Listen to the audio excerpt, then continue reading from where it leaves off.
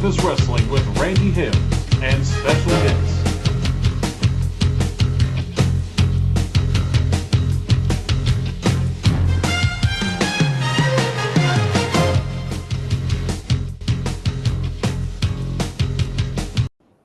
'23rd day of July. Hello again, everybody. Randy Hill's right along ringside, all ready to go with another big show.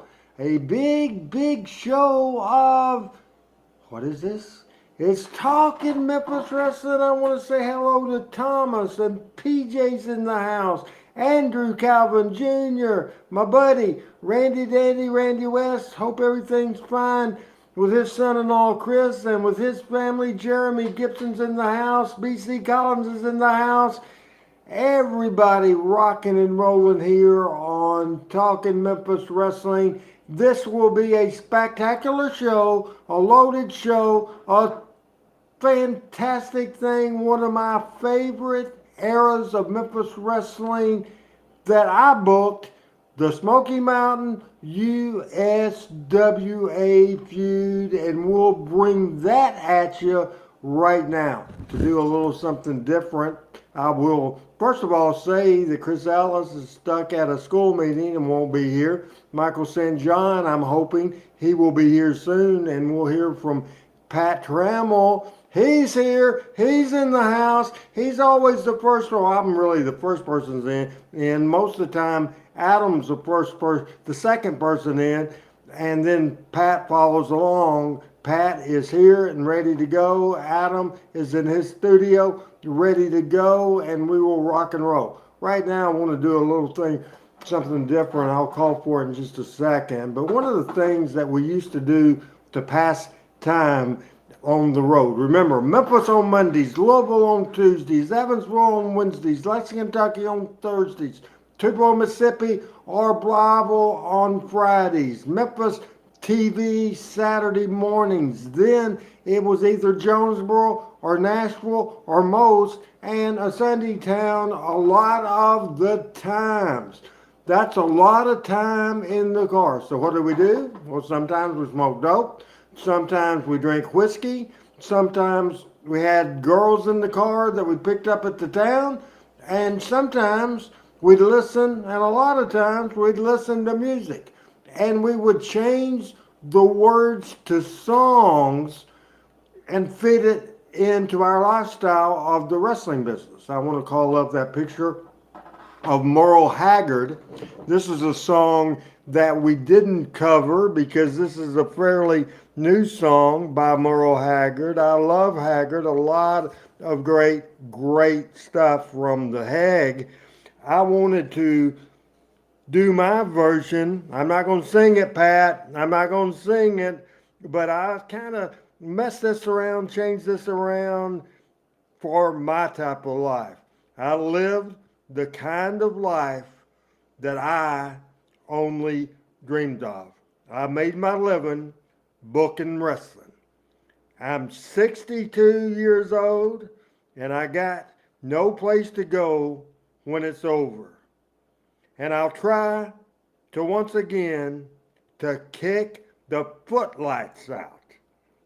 After 62 years of wrestling and kicking down the wall, tonight I'll kick the footlights out and walk away without a curtain call.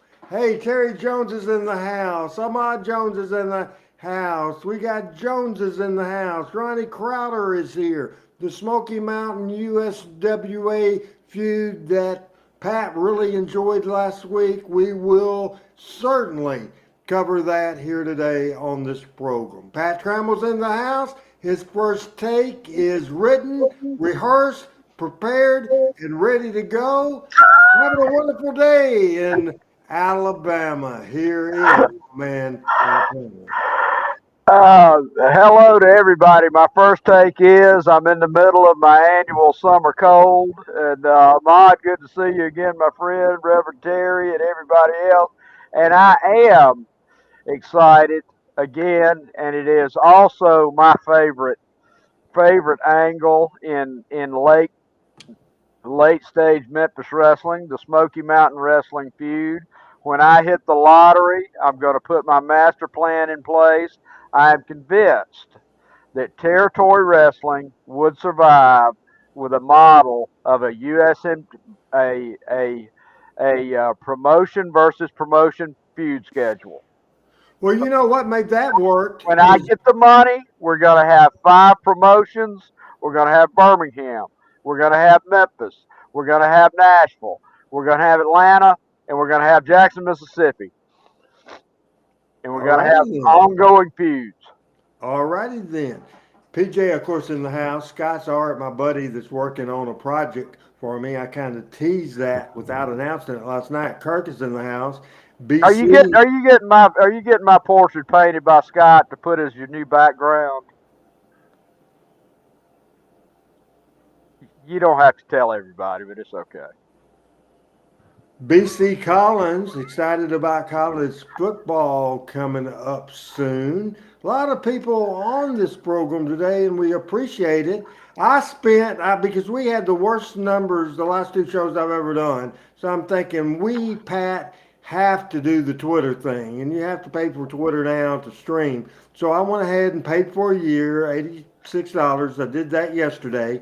And then I'm looking at my feed. Guess what's not on Twitter? Uh-oh. And Uh-oh. I got the receipt, and they said, congratulations, you are a premium member, all that kind of stuff.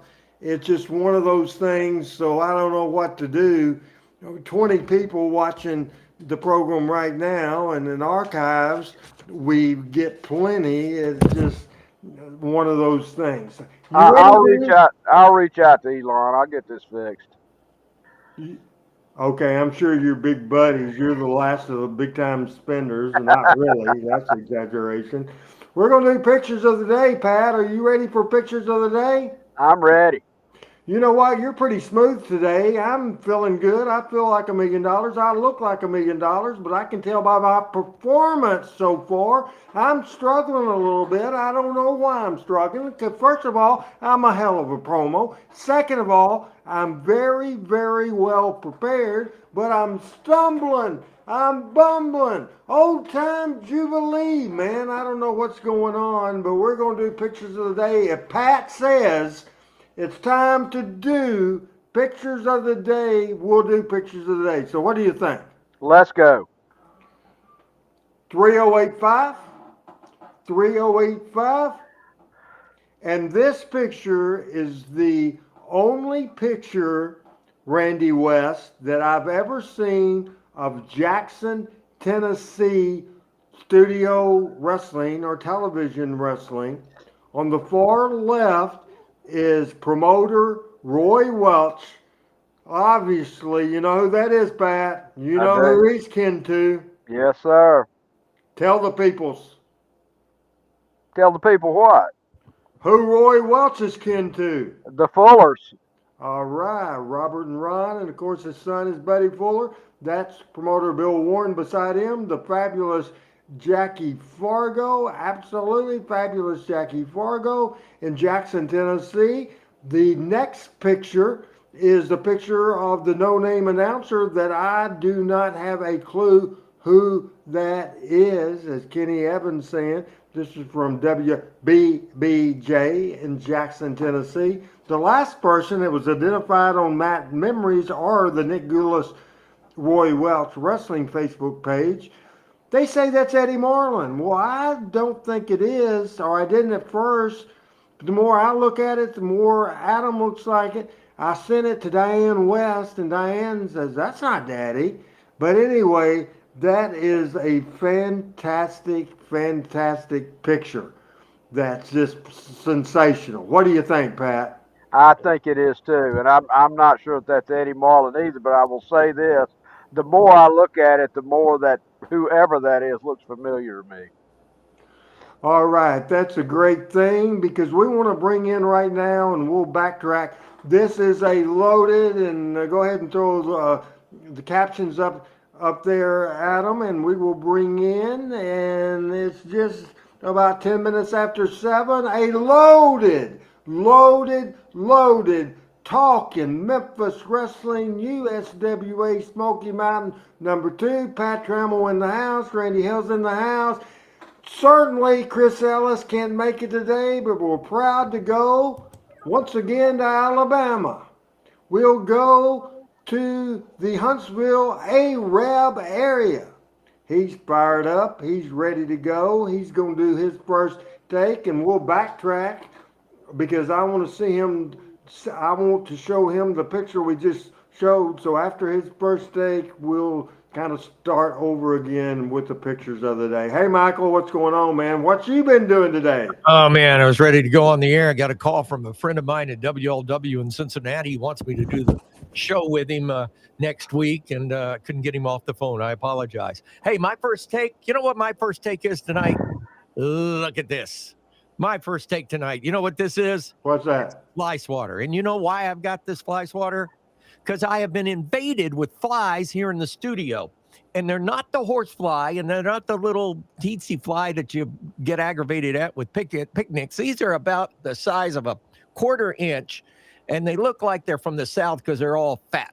But anyway, I've got a strip hanging up behind me up in the corner. I put that up. My wife has gotten me another little gimmick. She's got upstairs. She's putting water in. She says we're going to get rid of them.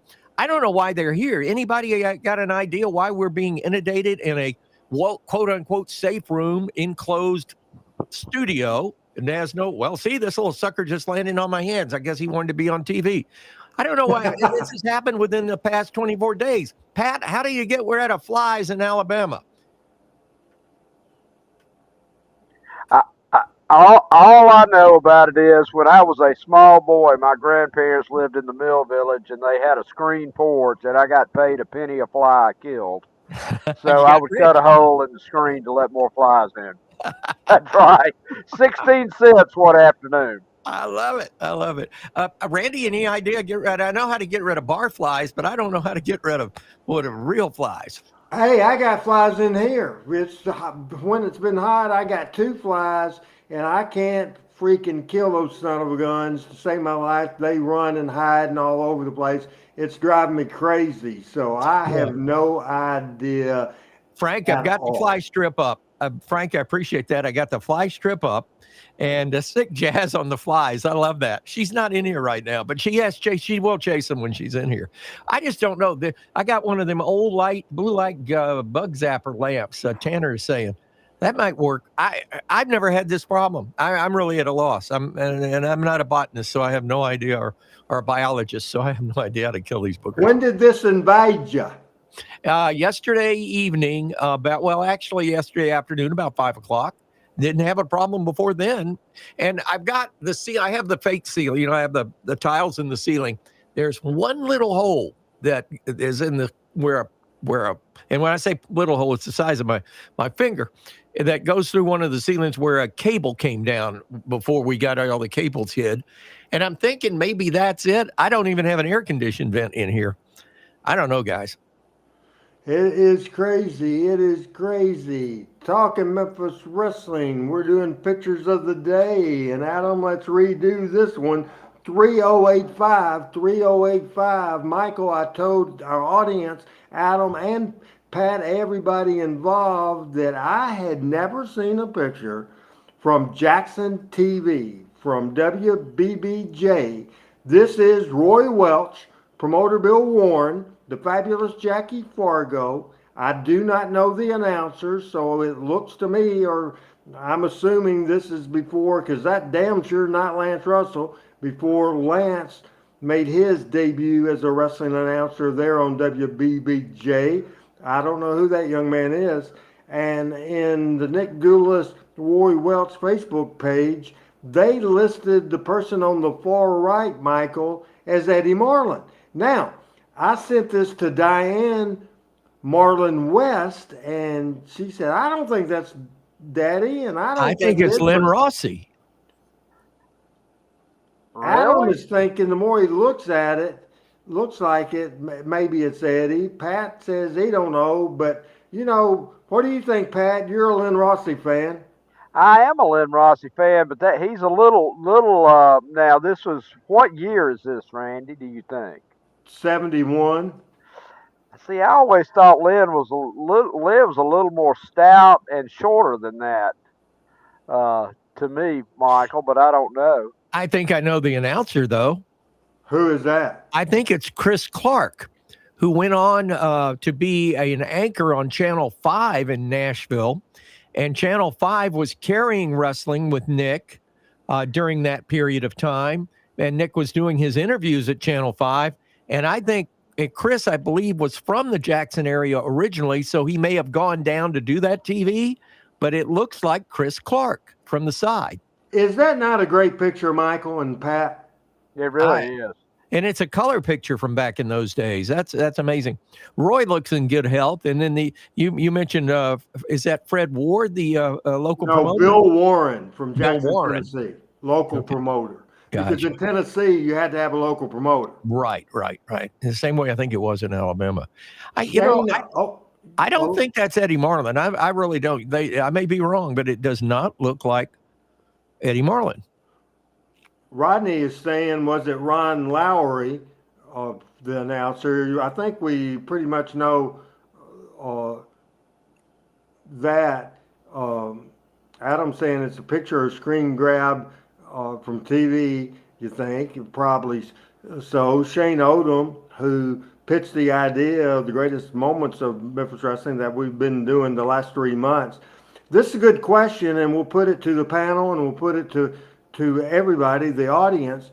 He says, asking Michael directly, so I'll let Michael answer first. What sports commentator that was not affiliated with wrestling would you like to have seen commentate a wrestling show? Michael, take that. Well, I think inevitably Al Michaels, who called the Olympics, did a fabulous job. And I think Al Michaels could call a badminton game and make it exciting. So I'd love to have heard Al Michaels do television wrestling.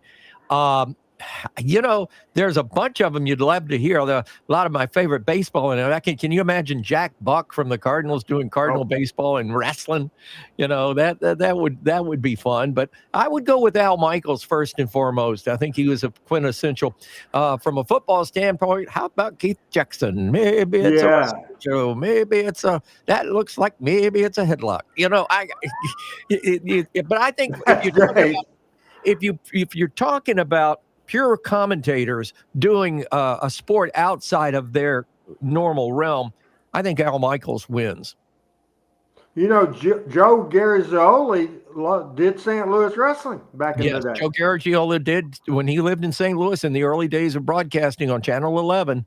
He did the wrestling shows. In fact, I saw an old black and white of him doing a commentating, and he had at the desk with him was Sam Munchnick.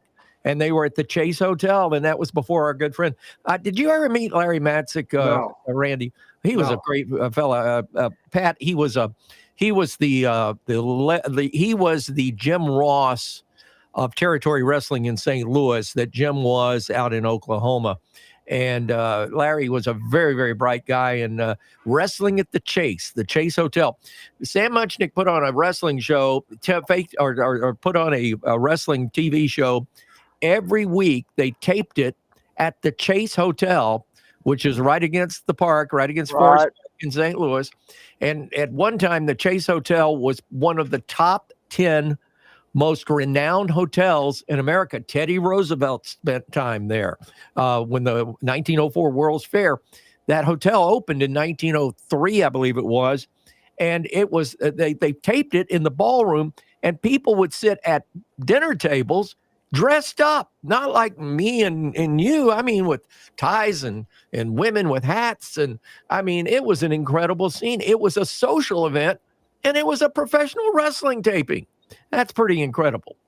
Pat, you were raising your hand and you were all fired up. I know our audience saying a lot of people, Jack Brickhouse, somebody, Al says, can you imagine Harry Carey doing it? Somebody said Chip Carey. Scott's Art agreed with Michael, with Keith Jackson.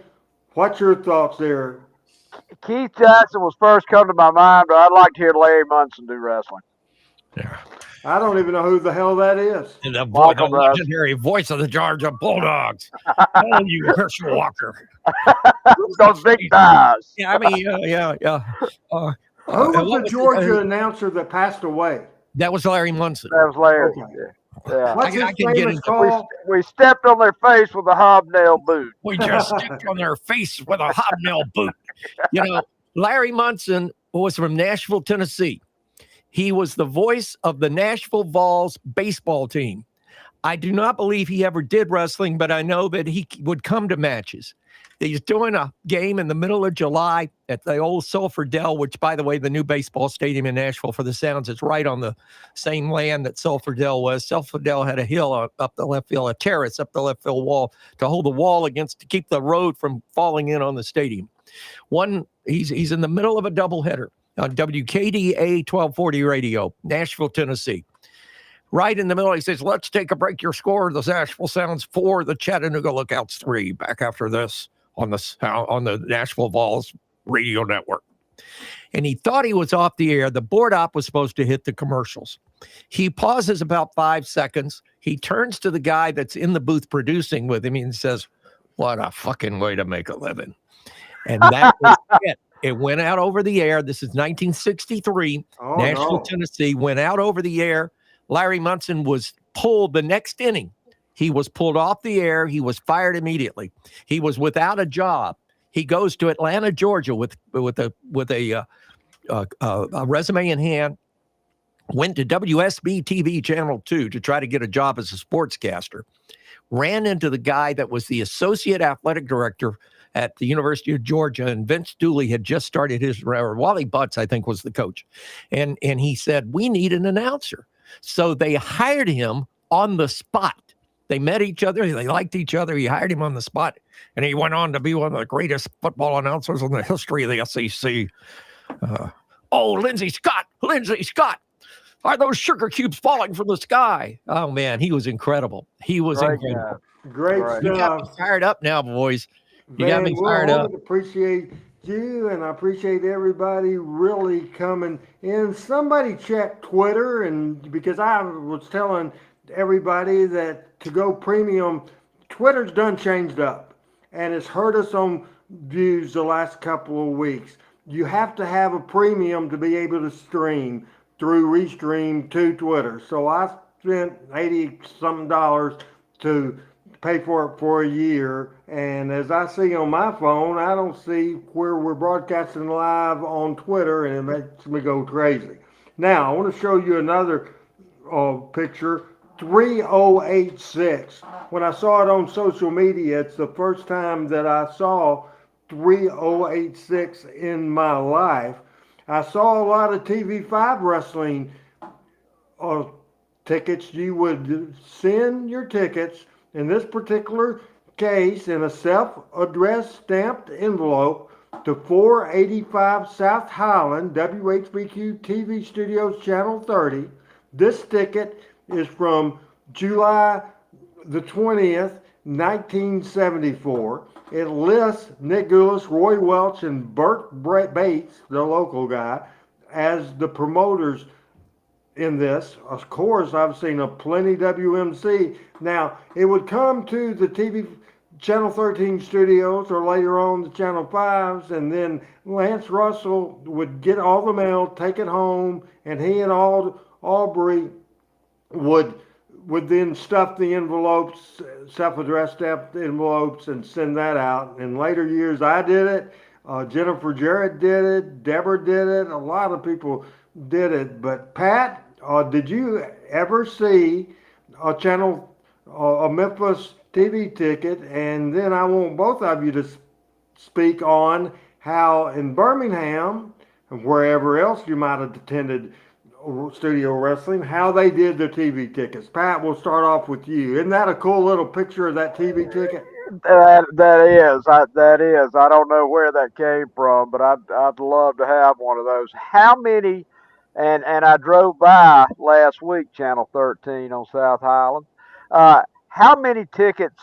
How many tickets were there at Channel 5, Randy?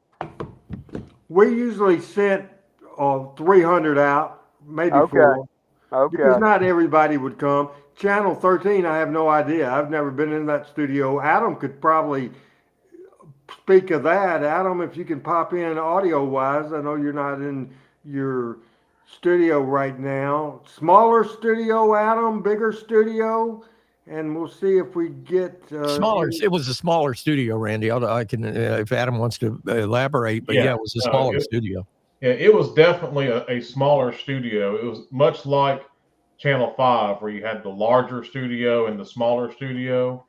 And yet it was smaller. And at that time, they did do the wrestling in the larger of the two studios, but still much, much smaller and almost kind of like at Channel 5, where the control room was upstairs and kind of looked over the studio. 13's was that way as well, but it kind of protruded out into the studio. And so it just made it to where it wasn't very large. And if you've seen, of course, the old Channel 13 clips, there wasn't as many curtains and there wasn't as many seats. It wasn't as nicely set up as, because, most studios aren't set up for really to have a camera shot hit all four walls like Channel 5 was. And 13, even when they did wrestling, you still had like one wall that you could see the cement brick wall and things like that. The other thing is July the 20th, the Saturday morning TV from Channel 13. We'll show 3087. This is the card that those people that got those tickets and was at the TV station, they would see the show that promoted the following Monday night's wrestling card at the Mid-South Coliseum in Memphis, Tennessee. And this wrestling card drew almost 11,000 people, 10,700 folks. The opening match was Tojo Yamamoto against the Medic. The Bearcat Brown was in action against Mr. Kamikaze. Then we had the fabulous Jackie Fargo and Eddie Marlin against Charlie Fulton and Bobby Main. We had Al Green, Phil Hickerson defending their Southern Tag Team Championship against Tommy Gilbert and Ricky Gibson. Then the final match of the evening was Jerry Lawler versus Bobo Brazil for the Southern Championship. What did you think about that card, Pat, from July 22nd, 1974? Well, I'm curious as to in Atlanta and in Birmingham, Bobo would come in just occasionally, more as like brought in as a ringer for a feud. Did he spend a lot of time in Memphis when he was in the territory? An extended run? Who's that we're talking about? Bobo Brazil. No, as far as I know, he came in about 5 times. He and Bearcat Brown held the Southern Tag Team Championship at one time, and he had probably at least 2 matches with Jerry Lawler, including this match as well. Yeah. When this part of this, I noticed that was 74. Was that part of that shine that they were doing on Lawler? They were bringing in names from other parts of the country to wrestle Lawler, and then Lawler would get a win, even if it was by DQ or something, but to put a shine on Lawler? Absolutely. It was called Road to the Gold. Okay. Absolutely. That was Michael. What were your thoughts on that card? Real quick. We got video to get to and more pictures. Love that card. Love that card. One thing about Bobo, and I think I've told you before, I worked with him twice. Great guy, nice fella, nicest person in the world. But I've never seen a wrestler clear out a dressing room faster than Bobo when he had to use the bathroom. Oh, no. Did he stink it up? Oh, for days. Oh, no.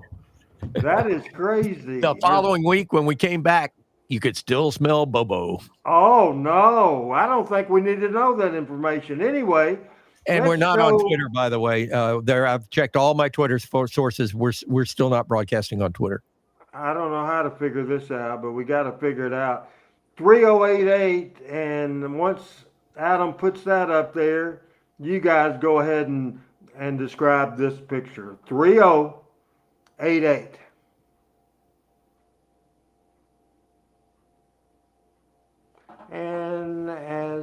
it's not up yet, so we'll go ahead and put it up there. Adam might be frozen up as. All right, there you go, Pat and Michael. That's 3089 apparently, but that's did Sir Steve wear the tux uh, generally, or is this just especially for Harry Thornton? I'm not sure. I can't answer that question. That's a powder blue prom suit from 1977 for sure. Matches Harry's shirt. Yeah, yeah. Your thoughts, Mike? You know, Harry Thornton was a unique individual, but Nick used to always get mad at him because he would answer back and fight back at the wrestlers and try to, get a barb over on them instead of just pushing them. And I can see that right there. Sir Clements said something to Harry, and Harry came back at him, and Clements pointed his finger. I could just almost hear Harry, well, you just get out of here, in typical Harry Thornton fashion. My favorite one we'll see today. And we'll let you guys, because you have a lot closer to this than I was. This is just a fantastic picture. And I sent it to you guys in text messages. But Adam, let's go ahead and see 3091. 3091. Your commentator, Sterling Brewer. I'm loving that leisure suit. I love the turtleneck. Yeah, yeah.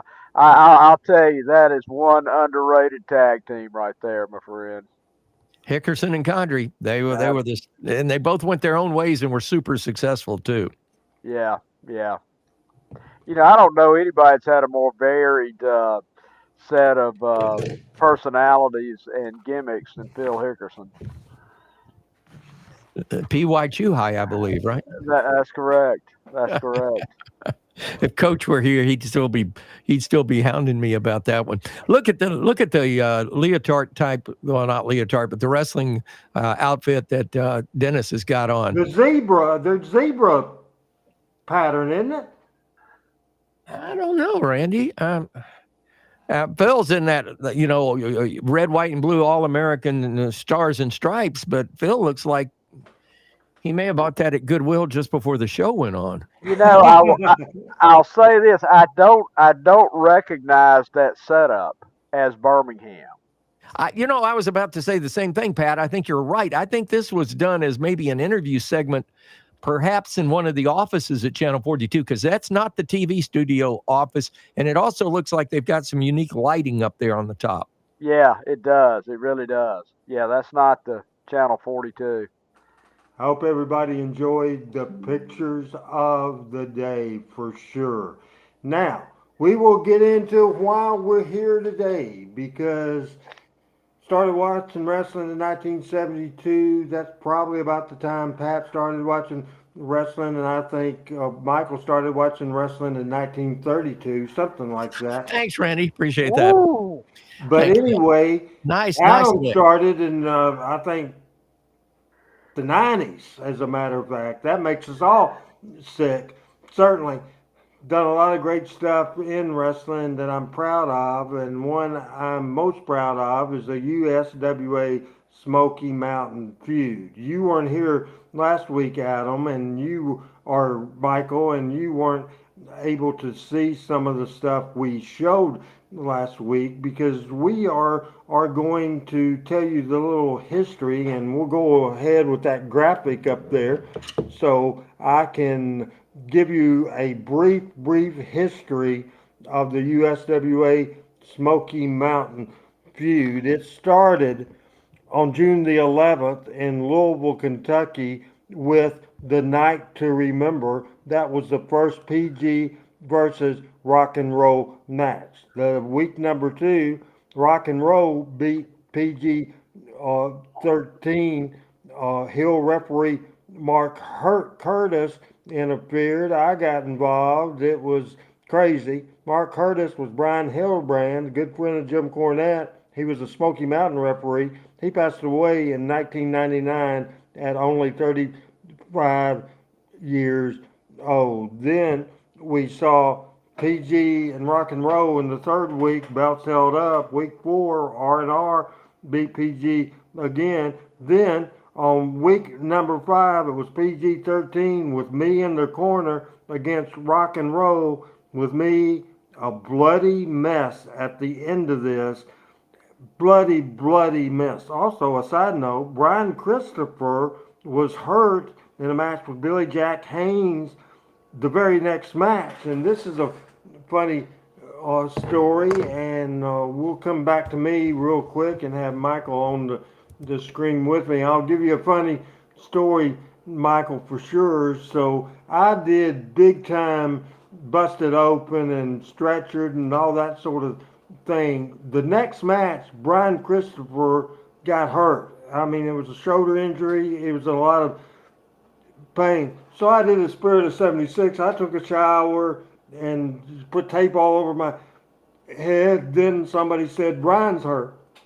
And then I said, well, I don't really need to be seen here in the building anymore. Said, so I'll take him to the hospital. I go to the hospital, and remember the key to that, Michael, I was working. Brian was hurt bad. Brian was shooting and you were working. Soon as we go in, but I had dried blood all over my face and all over my head. And as soon as we go in, the nurses and the doctors, everybody came to me. They threw me in a wheelchair. Lucky they didn't break my neck. I mean, they were going crazy. So here, Brian Christopher, Pat, got legitimately hurt the match after mine with his shoulder bad. So I took him to the hospital. We go into the hospital because I was Spirit of the 76, wrestling terminology. I had the tape and I had dried blood on my face and all this stuff. But I was there because Brian was hurt. Well, the nurses and the doctors and I'm sorry this is boring you, but it's a funny story. Dadgum, the nurses, the doctors, everybody else rushed to me, threw me in a wheelchair. It was a mess. Brian got hot. I mean, he got hot. So I'm hurt. I have a broken shoulder, a broken arm, and he's not hurt. Blah blah blah. They insisted on checking me out first. They said, "You're lying." That is funny. Nobody believes like that. But that's the story there, Mr. Trammell. When I was doing a deed of a lifetime, being nice, rushing Brian to the hospital, and hell, they wanted to put me in intensive care. That's a believable angle, right? That is an angle right there. Absolutely. Now, this was in Louisville? Actually, the video will be, because what we did, we shot it in Louisville to that particular night. It was in Memphis. Then a week later, we did it in Louisville, and the following Saturday we did it in Nashville. You know how the loop right works. So Brian got hurt in Memphis? Yes. Okay. So what hospital did you go to? You remember? Was it Baptist? Baptist East. Yeah. Okay. Makes sense.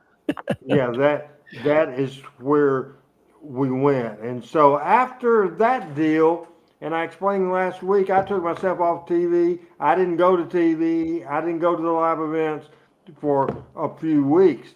That was when the feud intensified, and we were really, every town the match was in was really coming up. Now I'm thinking, here we go, working toward the blow-off later on, and I'm thinking now I won't have my number one single babyface full-time in the territory, Brian Christopher, because he's hurt.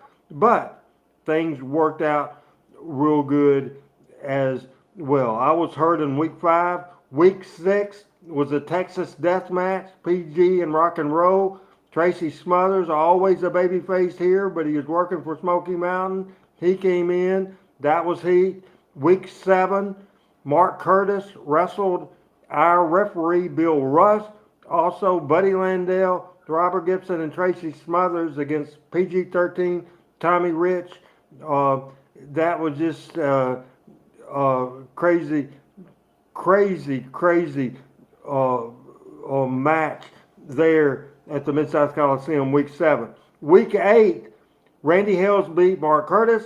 PG-13 and Tommy and Doug Gilbert beat Tracy Smothers, Robert Gibson, Buddy Landale, and Terry Gordy. Then on week 9, August the 7th, 1995, big card there, and we ended up seeing in that match where PG-13 lost the tag titles to the Heavenly Body. Then we waited about a month and then did part 2 with Bob Armstrong and craziness for there. And I will go ahead and give you the card for the blow off of part 1 of the Smoky Mountain USWA feud.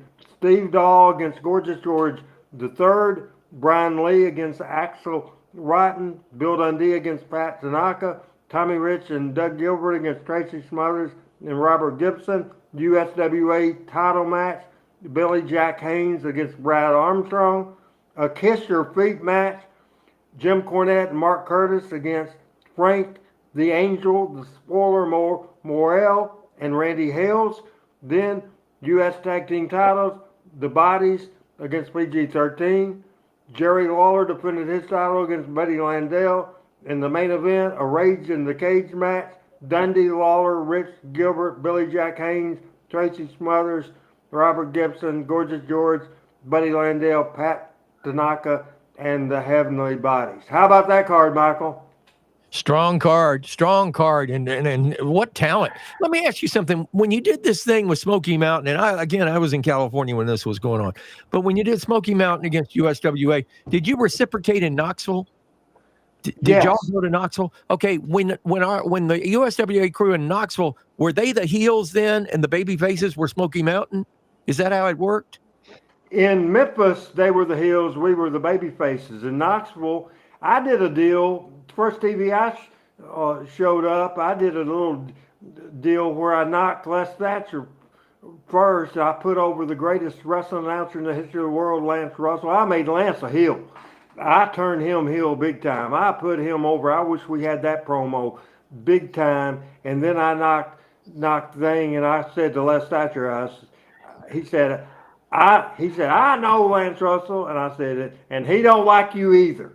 And then I said, and you're no Lance Russell. That was fun. So PG was the heels. I was the heels. I went up just me because I was having to miss out on Memphis TV, kayfabing or all the town. So I went on a Saturday night to Knoxville Civic Coliseum, and I put Mark Curtis over there, and that was a fun deal as well. It was just a great deal. It was a wrestling promotion war, Michael, done right.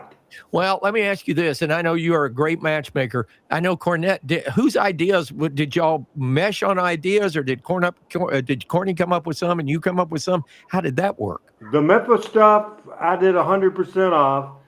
The Knoxville stuff, he didn't go all the way with that. He just did like 4 from the top. He didn't go all the way. I went as the main event all throughout the territory. He didn't do that then. And then with my match with Mark Curtis, this is a funny story too. This is inside baseball. Mark Curtis called me on the phone, and he wanted to talk about the match. He laid out a match that was lucha libre. I mean, all kinds of stuff. Me, all I can do is fight. And I can do that believable. Hell of a punch, and I can do that believable. But he talked for 10 minutes and gave me about 400 spots. So I said, okay. I called Cornette and cussed. I said, what in the F was going on? And he laughed, and he said, he can get carried away. I said, carried a freaking way? Said, it's like a lucha libre match. I said, a high fly match. I said, I can't do that shit. He had me freaking doing drop kicks. I said, it's crazy. And he said, hey, I'll get it straight with him. You lay out the match, set up the finish. that one's all on you. So that particular match was all on me. Cornette didn't even know what I was doing. It was probably not surprised Adam Dunn because he seen enough of the Randy Hales book, and it was a powder finish. I go to throw the powder, he kicks it up in my eyes. Then he schoolboys me 1, 2, 3. The bad thing happened there, guys, was when the powder went in my face, and I didn't realize it till I got back to the dressing room. My both contacts in my eyes fell out. I lost my contacts, and I had to drive the 200 miles from Knoxville to Memphis at night, or back to Nashville at night with no contacts. Ooh. So, hell of a story. Danger. What did you think of that card, and what do you think about this discussion, Pat? Again, I said this earlier. This is some of the most exciting stuff in Memphis wrestling history post 1985 to me. Yeah, I was just very happy the way it went. Now, we played this first video that we're going to show last week. Michael, it just will give you a little bit of a recap because I know you were in California. It gives you a little recap of some of the stuff we do. And this is about a 7-minute, 36-second video that was a recap. Remember, the footage, most of it is from the Louisville Gardens. We'll have our microphones hot. And we'll go to Lance Russell right now. Don't talk. USWA got involved in it. He ended up getting hurt. Let's take a look at that action from Louisville. Winners and USWA Tag Team Champions, PG-13. Mark Curtis has taken off his boot with the spur on the back of it. And now he's knocked down. Mark Curtis has knocked down Joe Wheeler, taking the boot to Joe Wheeler. He's got the boot in his hand. He got Randy Hales down in the ring. They've taken off the spur. Oh, surely not. They've taken both of the spurs off of Mike. This is big time heat. Big time heat, Michael. I don't understand this, but this is getting totally out of control. They are ripping Randy Hales' clothes off of him. They are attacking him. They've got the blood. Randy, did you choose or did Ricky do it for you? He did it. I was too scared to do it.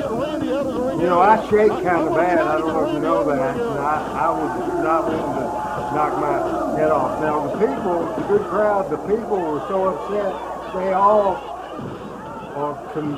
jumped the rail and ended up all at ringside as we continue the heat here big time. And then here comes Scott Studd, the first person to make the save. And we're going heat right. Would you not agree this is the heat like we used to get in the 70s? Oh yeah, this is old timey. This is real heat.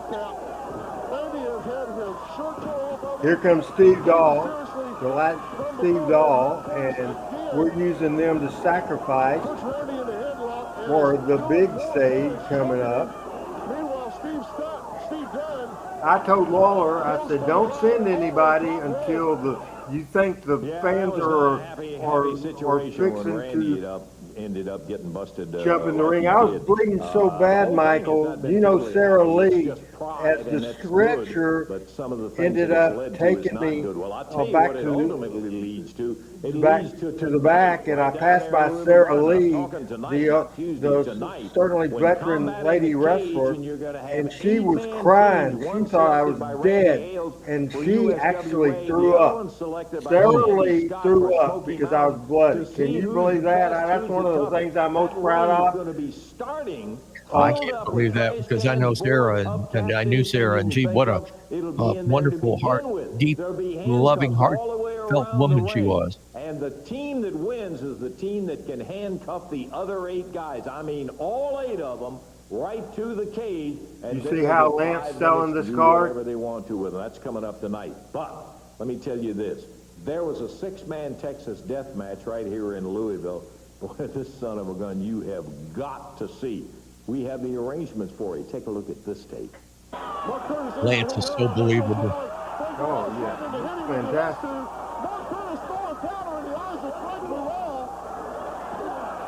Lance was doing that bit, that shoot, in the dressing room at the Mid-South Coliseum in Memphis with Randy West, the cameraman.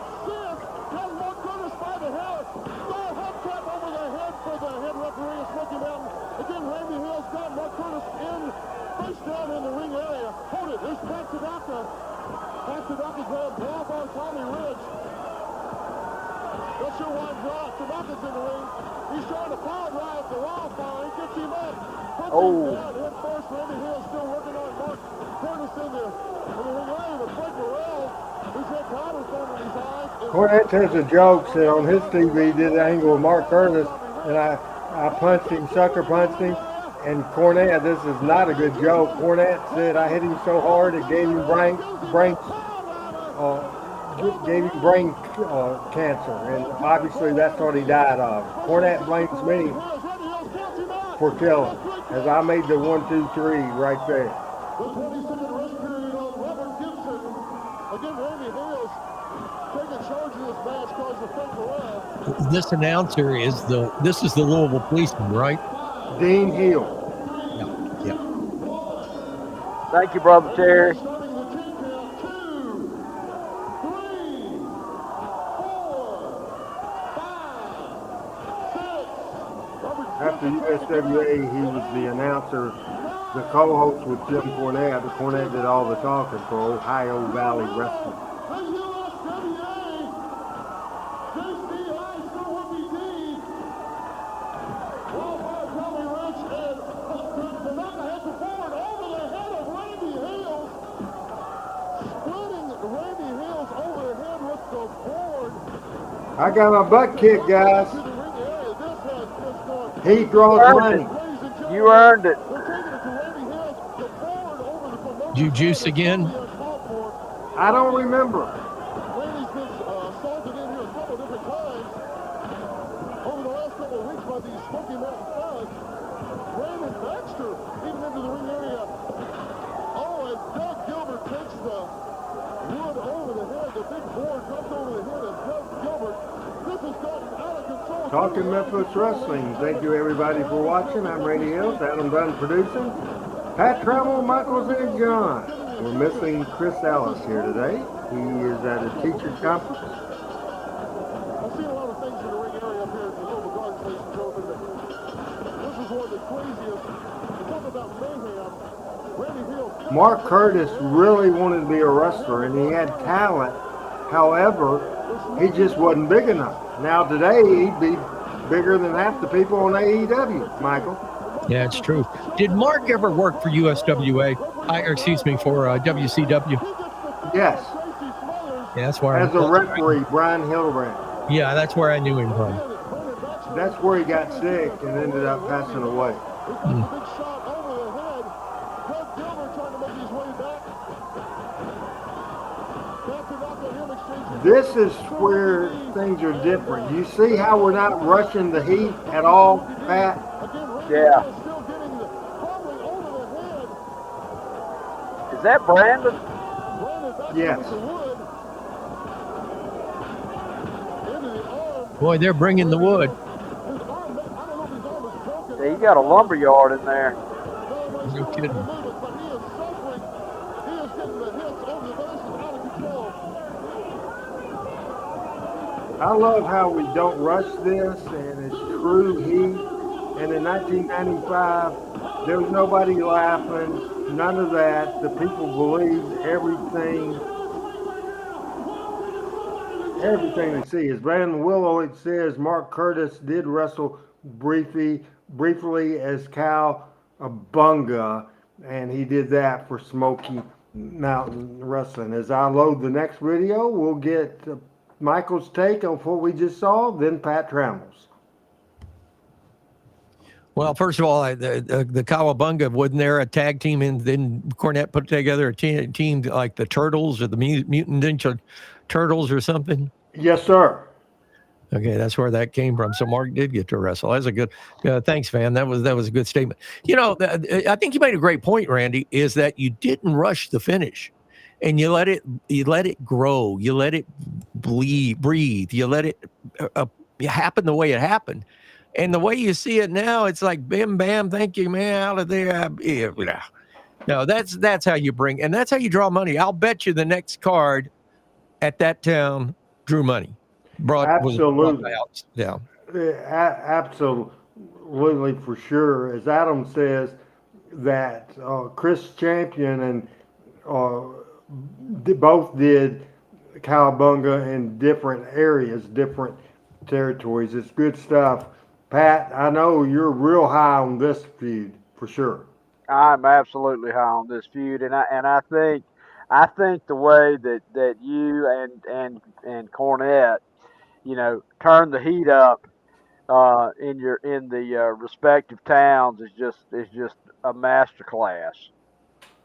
We used and we showed a thing where we did an invasion, and I wish I would have kept that, but I don't have it. And we had the invasion and super heat there, and we switched Tommy Rich babyface. Tracy Smothers came to a television and had a match, and this is the match. Highlights of the match is about 7 minutes from TV5 USWA Wrestling. 241 pounds, wrestling out of Springfield, Tennessee. Former holder of the Smoky Mountain heavyweight title, Tracy Smothers, a wild-eyed Southern boy. And across the way at 236, Memphis, Tennessee, the holder of the Unified World Heavyweight title, Jerry the King Lawler. Tracy Smothers, wild-eyed Southern boy coming in here. Jerry Lawler is wild. You can't call Jerry Lawler wild-eyed, though. As a matter of fact, one way he has been able to dominate opponents over the years is simply by remaining calm. This is a pretty good marquee match, Pat and Michael, for television. So that Smoky Mountain is not going to be interfering. I'm excited to see this. Very much so. Because there's a $25,000 bond. If anybody from Smoky Mountain interferes in this match, Smoky Mountain has to pay the USWA $25,000 here today. Absolutely, and Lawler peeled him right out of the corner and heaved him across the ring. Yeah, he had a hold of your tight. He'd have had your tights. Yeah, Ronnie Dean Hill was a Louisville all the way police across cat. the ring like that. Jerry, dead flat out serious, looking right at Tracy Smothers, waiting for him to come in and tie it up, and took a right and delivered one. And the amazing thing about it, Lawler, who is most of you folks Todd Alexander is asking if Lawler was full-time in New York. He was doing television for New York. He wasn't doing a full schedule, and he was part-time. He usually do TV in Memphis for us. He has talented fingers, but when he throws a punch, that son Michael of a is pointing out in the producer note that Tracy Smothers was trained we could go back by over the list Tojo Yomoto, Michael. and it would be a bunch. Absolutely. And you could tell the way he sold. You watch the way Jeff Jarrett sold, you watch the way Tracy sold, you watch the way Hillbilly Jim sold, and you could tell that Tojo's influence of making them look in a mirror and make faces of what they would feel like when they were hurt, and look at themselves in the mirror and then mimic those faces. You can tell that Tojo there's a strain of Tojo throughout these fellas. You're nothing, he tells Lawler. I'll break you in half. I don't like it when he's around any time, but I don't know what he's doing out here. In Memphis especially, he drew, the only time he really drew money was this deal, a part of this bigger store. He drew money, but he did draw money as a babyface, Michael, working with the Dirty White Boy in Smoky Mountain Wrestling. He drew good there. He was over as a babyface. He sure did, and I always thought that he never got the big push on the either with WCW or WWE. And had he, I think he had all the makings of. And he did a great interview. I know he had a very much a Southern accent, but I really thought that he was underused when he went to the bigger organizations. I do too. Of course, remember, Smothers knows he doesn't have any help. I mean, that bond is against Smoky Mountain Wrestling. He's the only one here, so I guess maybe he's fearing 2 against 1 or something. And obviously, Lawler doesn't want Billy Jack out here. Look at Smothers ripping left and right, and Lawler sank to his knee. And the referee talking to him about banging it away. Tracy Smothers with a whip. This is a great television match. Do you guys agree? Absolutely, and Lawler's selling in this match big time. Don't be getting up there near me. Little inside baseball on this, like, the wrestlers today spend hours in the ring going over every move. In this, the finish would have been discussed in the dressing room before the match. No spots, and Lawler would be the one calling this match. That's true. You know, it's like Cornette says all the time. He says back then everything was done on the fly and was fake. Now everything is rehearsed. He said everything was done on the fly and nobody got hurt. Said now they practice the moves and they get hurt all the time. Yeah, it is crazy. I couldn't remember half that crap or any of the crap. And that years ago in '95 was what Mark Curtis wanted to do with me. This here comes Billy Jack. What a... No, that's Pat Tanaka. I'm sorry. Up on the ring apron. He has not entered the ring yet. Tracy Smothers. Picks up. Hammered again by Lawler with a right fist. Lawler's the best in the ring and on the microphone as anybody I've ever seen. And we do a count out there, and that is Billy Jack Haynes. Here comes Brian Lee out and Brandon Baxter. Smothers being counted out, Dave, by Bill Rush. He sure is. 9, 10. Tracy Smothers has just lost. That's a 10 count. Meanwhile, Brian Lee and Brandon Baxter have convinced Billy Jack Haynes. Yeah, he's going to take him out, but I noticed take him out. Brandon looks different there, Pat. I noticed Billy Jack Yeah, he's put on a few muscles since those days. Absolutely. He changed his hairstyle. Hey, I didn't get counted out, man. I didn't get counted out. I got cheated while I got the shaft. Everybody saw I had Jerry the Queen Lawler beat, man. I had him beat. Shut up. Hey, we put up Smoky Mountain Wrestling Club 25 grand, and I had the guts to come down here and defend Smoky Mountain's honor, and I got the shaft, just like I got the shaft for the last 12 years in that here last month. Okay. Smoky Mountain Wrestling was hot. USWA. We gotta go. Let's take a break and we're gonna. No. Great promo. Oh, fantastic. You're right, Michael. Tracy, he did have it all. He really did. Yeah, I saw him about 6 months before he passed away at that final wrestling show at the Nashville Fairgrounds Arena. And he had lost just about all of his teeth. And of course, he was going through the chemo and everything. And what a great guy. I just really felt like he was underutilized and could have been much, much bigger in the whole scheme of the wrestling promotion. Yeah, I agree. We're going to go ahead, and I'm not going to introduce this except by saying this was from Louisville, Kentucky. Pat, you and Michael enjoy this one from Louisville, Kentucky. That was wild action down here at the Gardens, but we also have highlights of the Kiss My Foot match that occurred just the other night. Smoky Mountain head referee Mark Curtis brings in General James E. Cornette in his corner. Remember when Brandon was doing Team Randy Hales, Global Wrestling Federation as a 12-year-old. Again, Mark Curtis and Randy Hales almost had the pinfall on Randy, able to get out at the last second. Mark Curtis could be a DDT. Yes, it is. Taking Randy down to the DDT. My goodness. Randy's just a promoter. He's not used to taking this kind of punishment. I see some swelling over the top of his left eye, excuse me, his right eye. Taking the boot from Jim Cornette. Numerous shots to the right shoulder and the rib area here 3 or 4 weeks ago at the hands of Ricky Morton and Mark Curtis. Randy suffered some fracture to the rib area. Jimmy weighed about 60 pounds more than he weighs today. Right. Yeah, he had some weight. Frank Morrell is my partner. Randy Hales desperately trying to reach Frank Morrell. Mark comes in, the big foot into the same shoulder. This is tag team psychology. You would see it in every tag team match with the heels being heels, cutting off the ring, and including the baby faces, and the baby faces would work his way over to a tag as Mark Curtis goes up, get a little heat there. I move out of the way.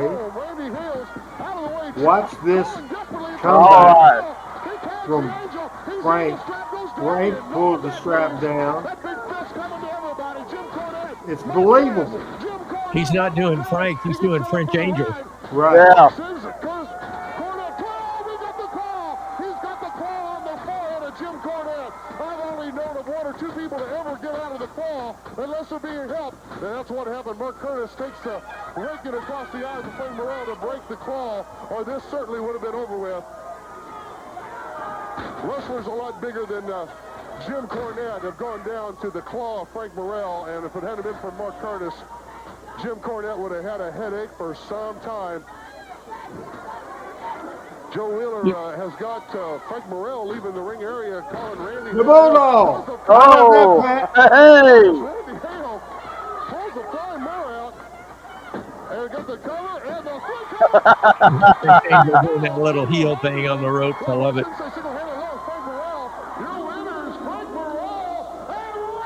I was about ready to throw up. I was blown up. Rubbing his face in the mat. He was rubbing his face into my feet. And now we go heat again. Is that Buddy? That's Landell. Yeah. Brandon Baxter into the ring area, dropping the elbow across from Randy Hales. Nature Boy Buddy Landell, General Cornette's first lieutenant, making his way into the ring to interfere. Brandon Baxter with Randy Hales. Mark Curtis and the Nature Boy taking out Joe Wheeler. Ringing the bell here, hoping somebody from the USWA will cut. The Superstar makes his way into the ring. That doesn't take long to clear it out. And there you go. Your thoughts on that, guys? Who's the announcer? And why is Brandon the heel here? Because we brought him in 1995 as a heel, and he was working the program with me. He was a heel until probably year 2 of Power Pro Wrestling. Okay. Michael? Well, this is textbook kind of stuff. And you're talking about a wrestling match that looked pretty daggum good. And you're looking at 3 members in that ring that weren't wrestlers by trade. They were wrestlers, but were matchmaker, promoter, manager, referee. And it still worked. It still came off good. So that's a testament to what this kind of feud brought forward, and a testament to the people that are involved.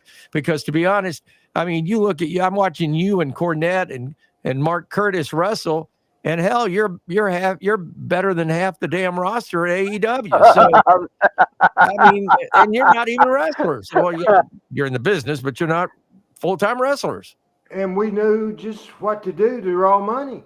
They don't think that. They think, let's go out and have a 7-star match. We thought, let's go out there and do something to draw money next week. That's all that mattered for us. That's all that mattered. We didn't want to stink the joint out. I'm not saying that at all.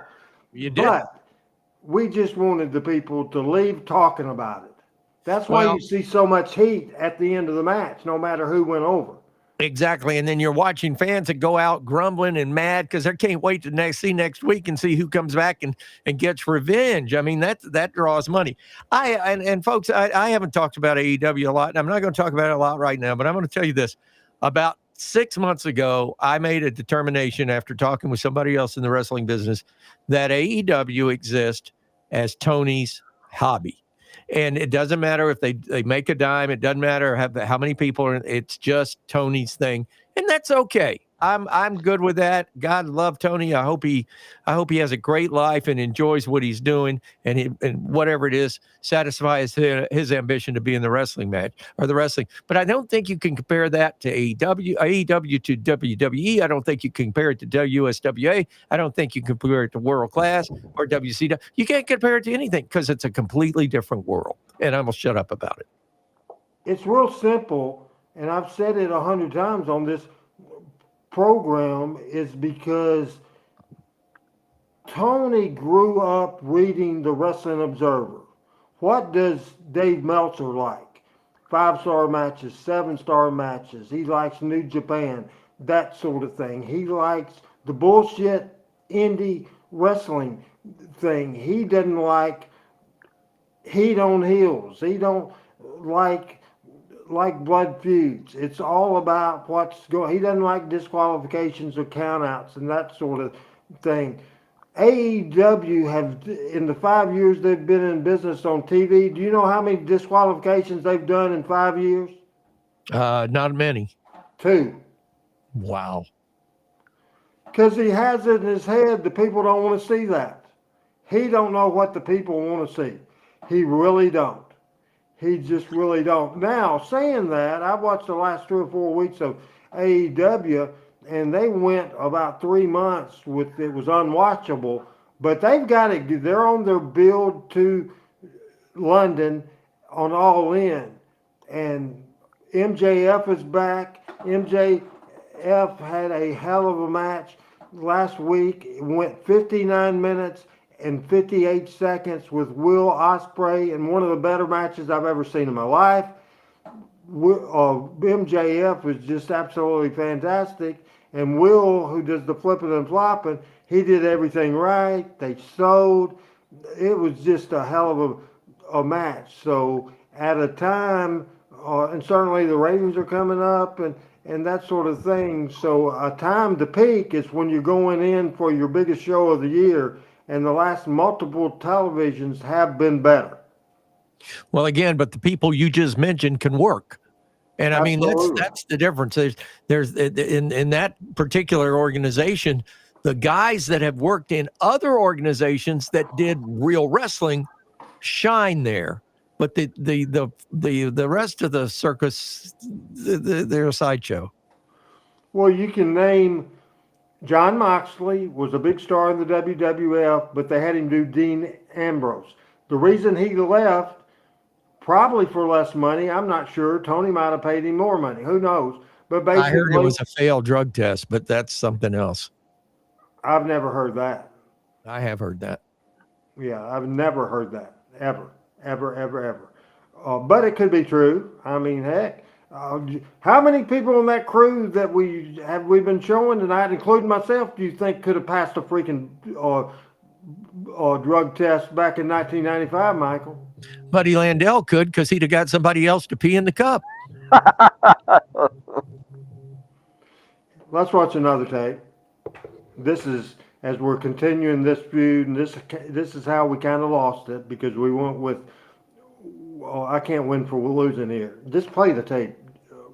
Take it over, a thug.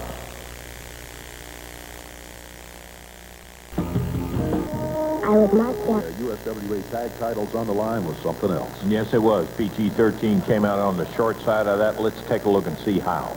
A long time. Jimmy's strongest team, but they did. I mean, they did okay. They were okay. If you look at JCI, And we'll listen to the PG-13 interview. Missing, man. We've been out here for the last year and a half or so without our belts maybe once or twice, man. but every time we've lost to better men and better teams like Tommy Rich and Doug Gilbert, not the heavenly bodies who got to get Jim Cornette's tennis racket and stick their nose in it. But this week's a different ball game, boys. Yes, it is. That's right. It's a different ball game because James E. Cornette, you're suspended, man. You don't get to come down with your heavenly bodies and bring your little tennis racket to throw in there and hit me in the back of the head with it. Now, heavenly bodies, we're not going to sell you short. You're good. But you ain't this good. You know what I'm saying? And without James E. Cornette, you can't beat us. We had you beat. And this time, we're going to come out the champions once again because we are the baddest in the land. Well, there's no doubt about it. Could be a different situation. Cornette banned from ringside this week. We're going to be back here with more action for you. Stay with us. The people were into that, there's no doubt. What did you think about that? The heavenly bodies. Well, I love that interview. Let me tell you, and every time I see that or see an interview that PG-13 does, it makes me sad that they did not go further than in their careers, in their respective careers as a tag team than they did, because my golly, they had it all. They had charisma. They could talk it. They could heel it. They could babyface it. They were both good workers.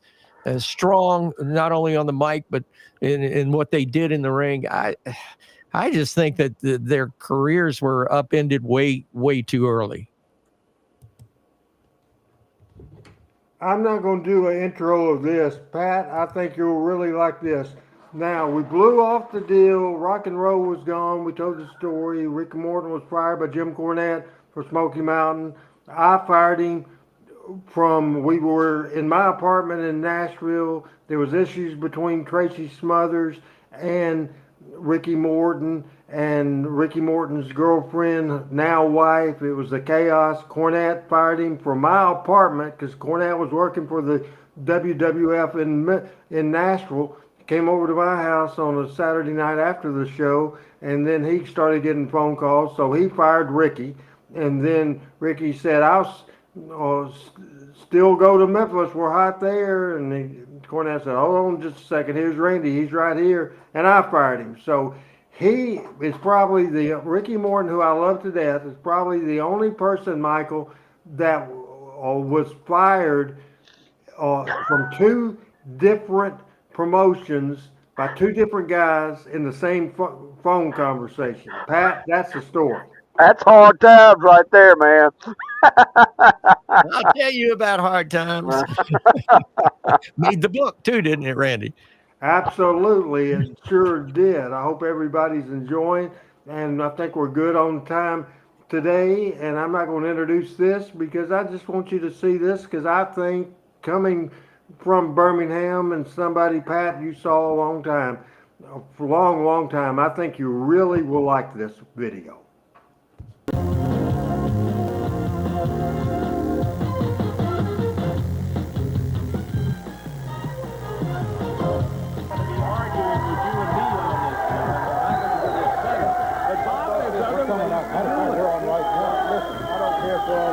I've got a legitimate beef. I've sent certified letters. I've sent many facts. And Randy Hales is a hard man to find. Now, I've had about enough of USWA treating my Smoky Mountain. But, Bob, it's not the way to handle it, and you know it. Well, sometimes you got to take drastic matters. If a man won't answer your phone calls, what do? You come meet him face to face. Listen, the problem is a matter of communication. Well, and what it is, you're working on hearsay. You're hearing what these guys... I'm working on communication. I brought my paper. This is not the place to conduct business. You're right. Let's go back in the back. Please. Talk about it. I've tried to get a hold of you 1,000 times. Thank goodness you came out here. I want to know what's going on. You guys, this is not the time. I got a live.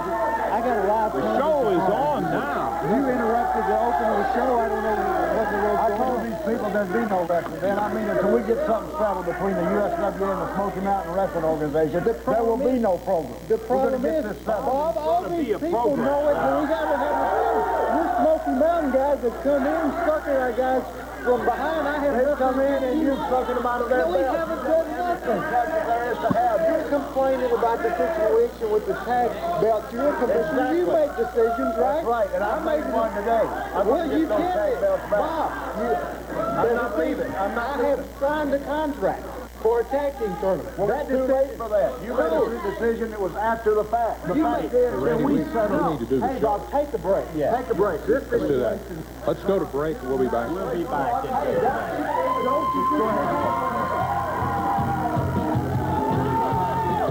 That opening, cold opening into a discussion. Thoughts about that? We'll go with you first, Pat. That is great stuff. I mean, I've always liked Armstrong as the commissioner, and Todd, you're right. That clip-on tie, that is great TV. But you know, that sounded like legitimate heat and confusion about the promotions working together. I mean, it was exactly what it should have been. Michael? You know, Bob Armstrong was a very talented man in so many ways and a great father. But I think his work as a commissioner, and then later on, he was in TWA, I mean, in TNA, when it got started, he was one of the guys that got with the boys and worked out the match. Or they call them consultants, agents. And I think Bob, I think Bob was incredible, but it's so funny. I was watching that clip and I thought to myself, he looked older there than he did, I think, at any other time in his career, with those glasses and the hair all curly and everything.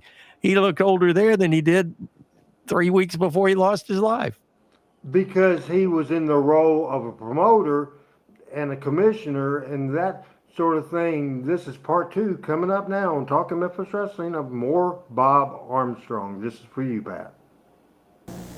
Yeah, that was really a hairy situation with all of the things that took place in there. As a matter of fact, if I were PG-13, I would be very irritated. Bob? Let me tell you gentlemen this. That is the worst rigmarole I have ever seen. The match It was unfortunate. That's Dr. Tom correct. Pritchard had pinned the man. The match was over. What business did Randy Hale come out and hold up the belts? The rightful champions had the belts in their hand. And you, Lance Russell, you've been a reputable man for years. I've lost a lot of respect for you. What I need to do today is come back and take those belts back to Smoky Mountain Wrestling where they belong. My boys won the match. The Heavenly Bodies won the match fair and square. I stood and watched it on my monitor. 1, 2, 3. Dr. Tom Pritchard won the match. And who was holding the belts when Randy came out? When Randy Hales came out, who were holding the belt? Well, all the bodies had the belt.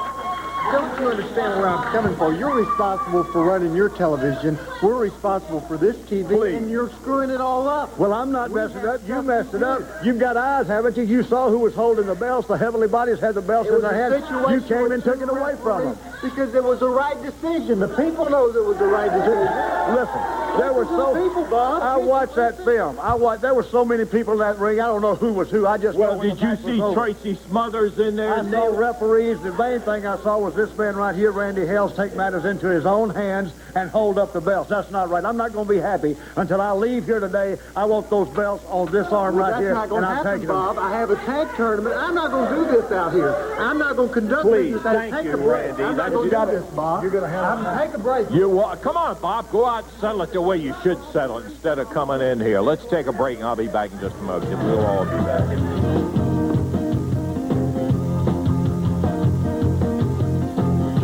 More part 2 of the Smoky Mountain Feud, that time with Bob Armstrong. We'll start with you, Michael. Well, I think, again, you're telling the story, and I love the interruption angle because you never saw that on TV. The interruption angle was a surprise to everybody, and that got everybody's interest up, and it sold. I love the way this is all coming together. Love the way this is coming together. Now, I don't know if we will show it or not, if it's on there, but I get slapped around and beat up and destroyed and all kinds of stuff. What we'll do here, Adam, we'll end up starting this tape, and then I'll tell you when to come. It's more Bob Armstrong. I'll tell you when to come out of it. And Bob was so great to work with. One of my favorite things that I've ever done. And so we'll watch the opener of this program. We watched it last night, and then we'll get out of it. And then for the next video, we will we'll show. We'll then skip the same video. We'll skip to 30 minutes and 11 seconds into the thing. But we'll watch this video now. More Bob Armstrong. Here we go. On Talking Memphis Wrestling.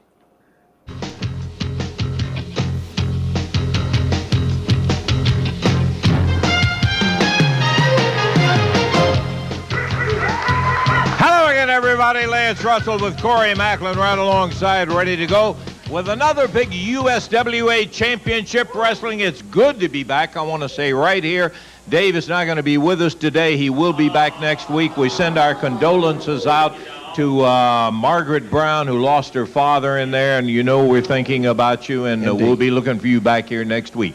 Corey, I go out of town for 2 weeks. Son of a gun, what in the world have you let happen? Oh, boy, these Smoky Mountain Thugs and Bob Armstrong around. You saw just a moment ago what happened with Randy in there. Yeah. Absolutely awful situation. Let's come out of that these right guys, now. But let me tell you, today, what a day of wrestling. Too sexy, right Brian now, Christopher. And I wanted to comment here, and Michael, you're the best person to talk with. I think the beauty of Lance Russell was right there. Obviously, he had real life stuff.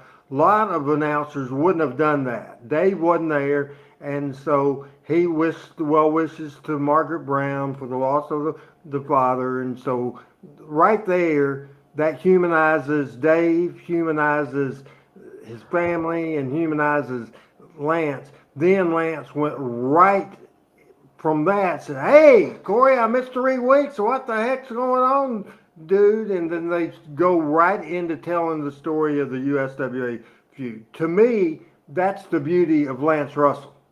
Mastermind at Segway.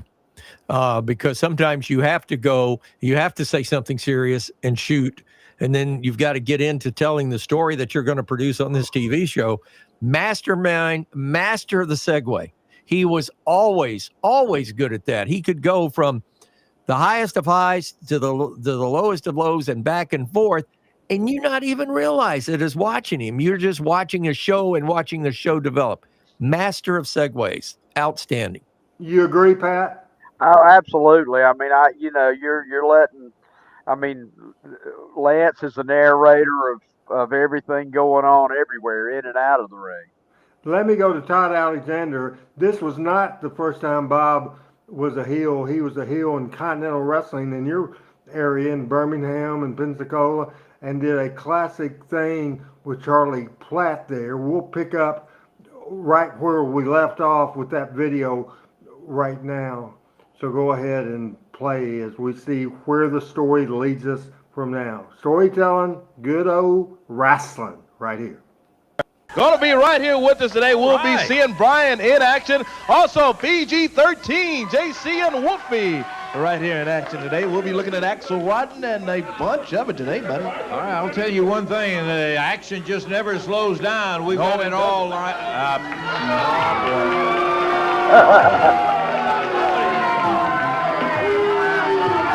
We just showed a little bit of what happened. You out here slapping Randy heels like that, Bob. This is a masterful promo. I have known you a long time, partner, and I want to tell you, I don't understand the motivation for what you're doing and causing all the trouble here. Hey, we've been in this wrestling business a long time together. Well, let me tell you this. You know, I'm a sensible, reasonable man. I just want to stop the war. There's been too much war and problems. Amen. It's got to be stopped. So exactly what I did had a motive. You understand? Now, I've come here this week to apologize for that and say I've got 4 conditions, and we'll end this war between Smoky Mountain and USWA. I'll call off my war dogs. We'll end it if you'll just go for these 4 conditions. Now, let me read them to you right now. The first of all I want done is I want the fine lifted off my son, Jesse James Brian Armstrong. That's the largest fine ever on any human being. I think that's unreasonable. And from what I've seen, well deserved, but we're not going to argue about that. Okay, let's don't argue. I'm just out here to state facts. Number 2.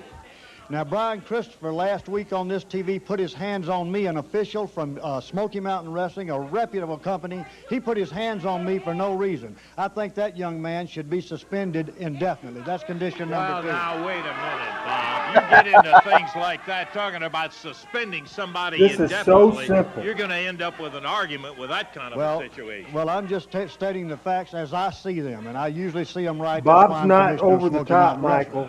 Now, He's number just- 3. No, he's not. Never Serious. was. Dave Brown, I see, Very had enough simple. sense not to show up this week. But Mr. Corey back here made a lot of harsh comments about me and my family. I think he should apologize today. I'll accept his apology as an apology from Dave Brown and Mr. Corey himself. That's condition number 3. I'm not. Now, the last condition I have is that Randy Hales, the Todd, coward of all time, Brian come Armstrong out had already here, been in look me WWF eye to with eye Jeff like a man Jarrett should by be the if time he we was did this half a thing. man. As a matter of fact, he is half a man. And tell me that he is a coward and that he quits this company, never to darken the door again, and get somebody in USWA that can operate this outfit like it ought to be done. Now, that's 4 conditions that I don't consider unreasonable.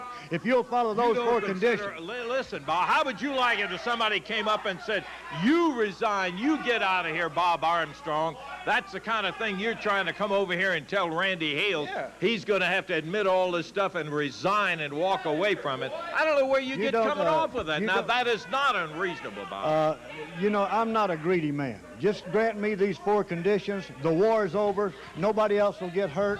And we'll go on from there, and we'll remain friends, Lance. No question That's all I've about got it. to say. Thank you. No question. Well, yeah, he walked off after making 4 conditions out there that are totally unreasonable. We're going to take a break. We'll be back. We got lots of it in the ring in a minute.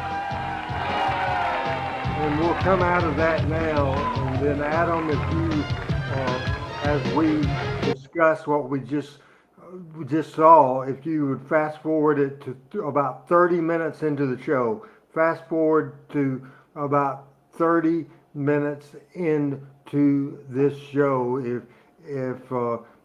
if you could do that for sure. Your thoughts on what we just saw, Pat? You know, the thing that while I was sitting there watching is nobody, and I was thinking about Gordon Soley, I was thinking about Bob Cottle, I was thinking about, name them. Nobody could have pulled that segment off better than Lance. You know, the reasonableness up front, and then the growing frustration and going from, oh yeah, just 4 things, that's fine, and Bob pulled it off great too. But Lance's sense of indignation was just outstanding. Michael?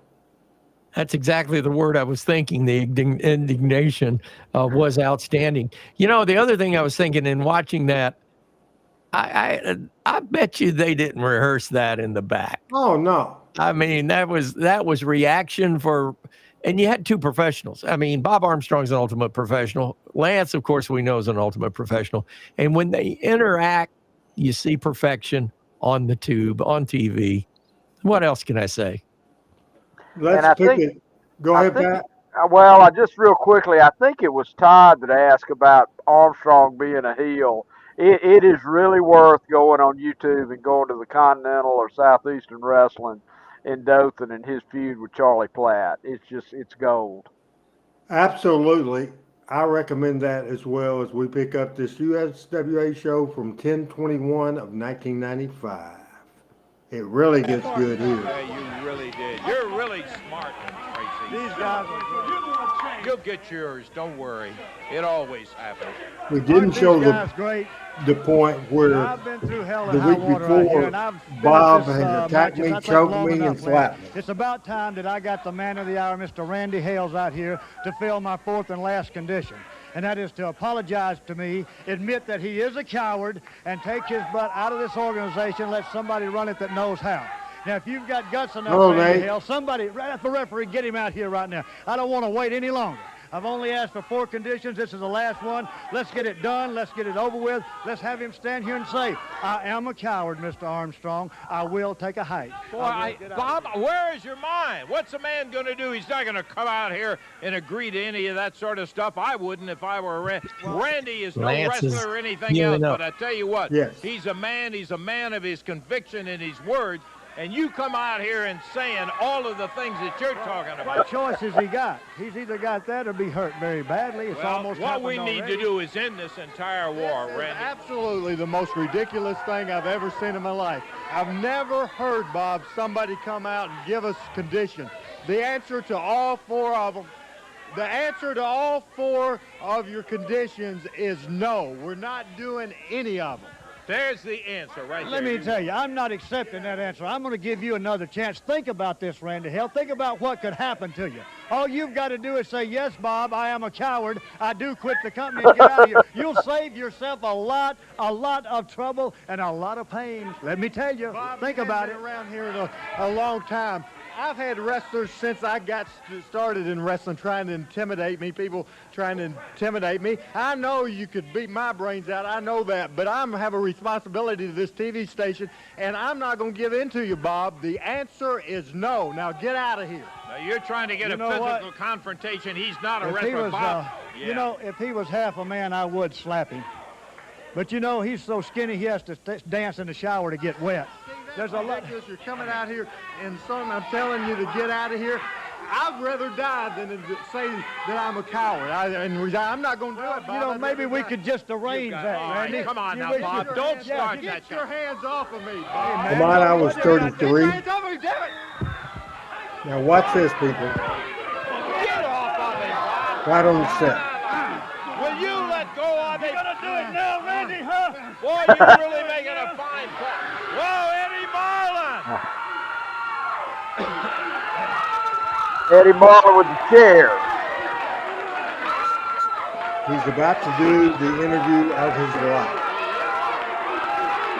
He had been gone from TV, as he will tell the story.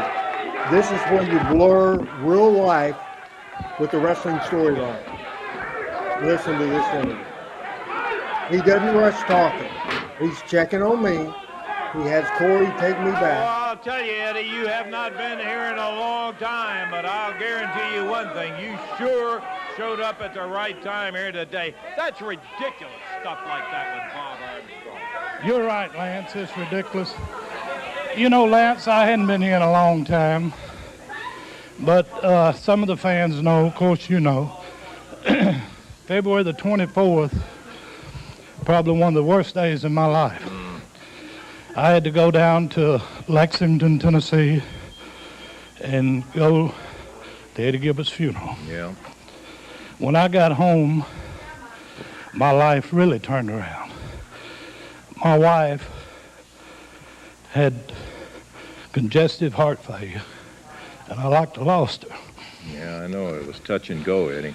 And we got that straightened out with a lot of prayers, a lot of well wishes, and she's doing okay now.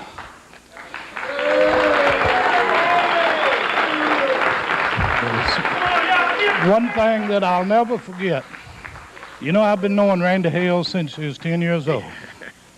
Randy Hale came to me and says, Eddie, be with Norma. I'll do whatever I had to do, work night and day. And he did. Not only did he work night and day, go to all the towns, but he was at the hospital with me at night, sitting up with my wife. And like I say, she finally got all right. I've been watching every week. I watch the tapes. I talk to Randy every day. Some of the things that's happened, I said, Randy, I've got to come back. He said, Eddie, you can't let everybody upset you and make you nervous. It's going to happen to me. They had to deal with the Smoky Mountain, and I think he handled it well. Yep. He had to deal with Brandon Baxter, and I know he handled it well because I've seen the tapes. Now, that's the reason I hadn't been here. This is the reason I'm here. Now, Randy Hale, like I said, he worked night and day, and he came to the hospital. He set up with me. Randy Hale is like a son to me. Been knowing him since he was 10. He handled the Smoky Mountain. He handled Brandon Baxter. But when Bob Armstrong came out on this TV last week, and slapped Randy Hale, There's no way in the world I could sit Unprovoked. home and wait and find out what he was going to do this week. So I got up this morning and I drove the 200 miles and I'm here, and I wouldn't take nothing from being here. Now, Bob Armstrong, Randy Hale is not going to quit. He's not going to say he's a coward. He's not going to give in to the Smoky Mountain thugs that you're part of. You may be the big shot there, Bob Armstrong, bullet Bob Armstrong, but here you're just a little pea in the pod. You will not intimidate Randy Hale, and you certainly won't intimidate me. Now, you want a war? You say you're going to have a war with the USWA. You're not going to fight this man. You're not going to fight Corey, Lance, Corey, or Dave, or Randy Hales. You will fight Eddie Marlin. Now, if you got the guts and you want to fight Eddie Marlin, get out here right now, and we'll see what kind of bullet you are. Other than that, you're not going to bother the crew at this TV station at the Coliseums.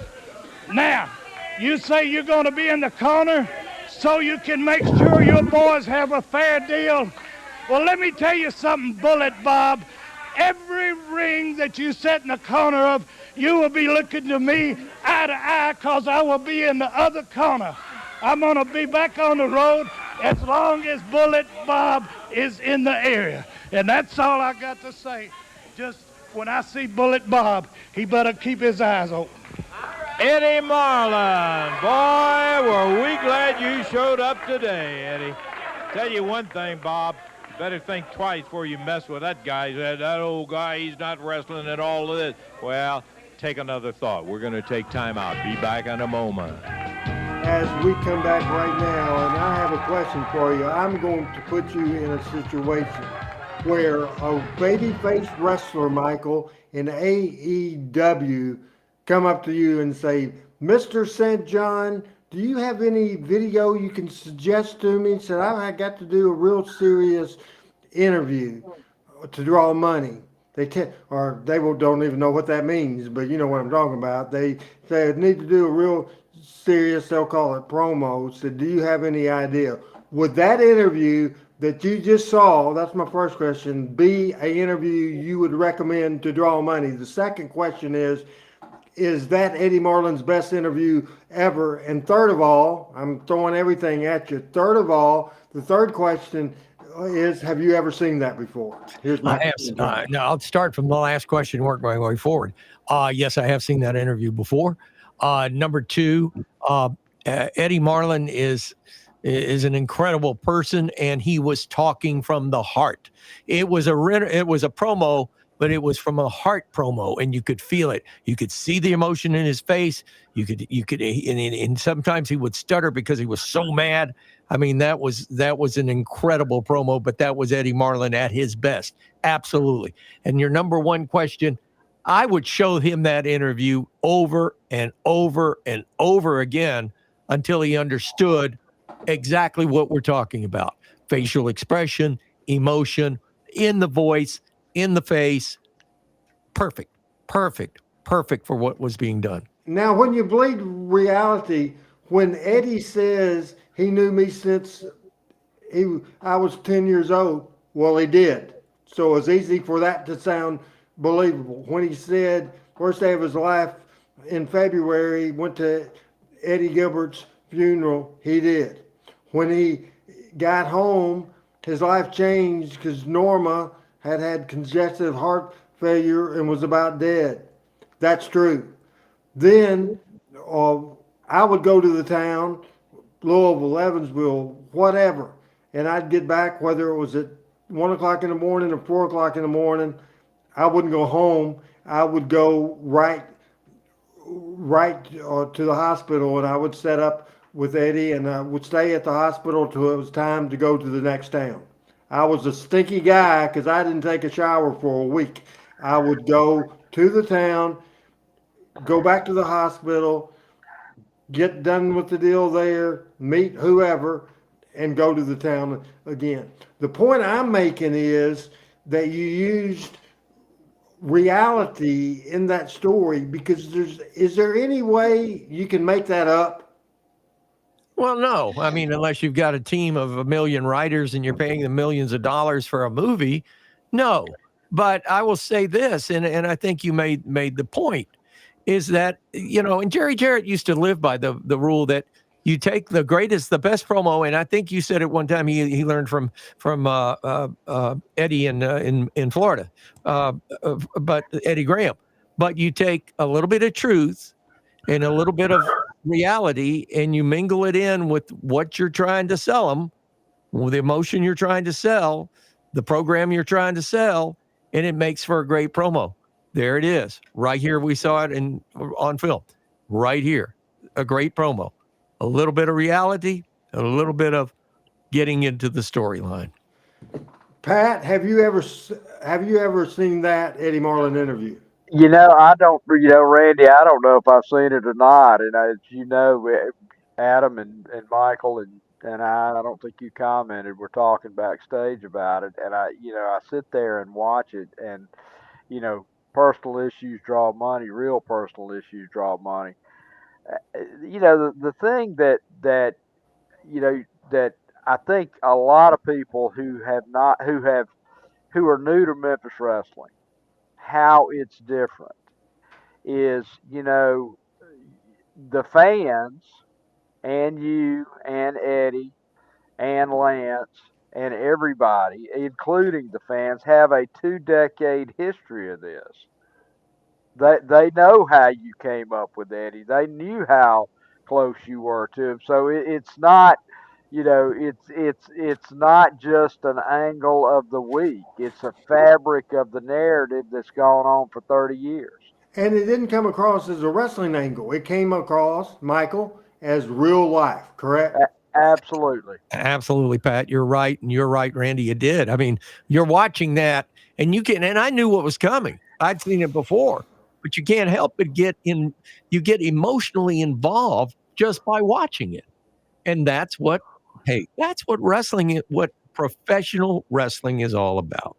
So Eddie went to the matches and was in the corner, and then this was in October 21st, and the TV from 11/1/95, and I have a specific place, and Adam, I don't want you to jump into it right now. It's 22 minutes in, but I just want to see how the wrestling show opened, and I didn't preview this, but I just want to get across how you tell stories in wrestling, and just how Lance, Dave, Corey, whoever was doing the show that particular week. So again, I don't, at this point, don't know what's coming up, and don't know, and we got time left in this program today. We went 30 minutes over last week there, Michael St. John. Won't do that today, but we want to pick up with this on November the 11th, 1995, because what we'll see in a little bit is something we've showed before. That's one of my favorite things that I've ever booked in my life. This whole story is absolutely the Smoky Mountain USWA War Part 1, Part 2, my favorite of all time. And let's just see how the November the 11th show opened. Here's the count of 1, 2. This could be it. A count of 3. And we have a new This is a cold open. This is Ahmed Jones winning. Was that his name, Ahmed Jones? He was the unified heavyweight champion. He wrestled many, many times in the Ahmed Johnson. Adam corrects me. Ahmed Jones is our champion here. Oh yeah, he's our man.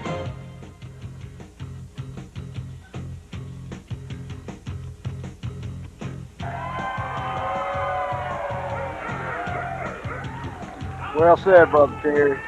Hey, hello again, everybody. We are ready, and I tell you what, little surprise there, little video we had at the beginning, the power of this Ahmed Johnson. I am still stunned. The new unified world heavyweight champion, Ahmed Johnson, who defeated Jerry the King Lawler for that title.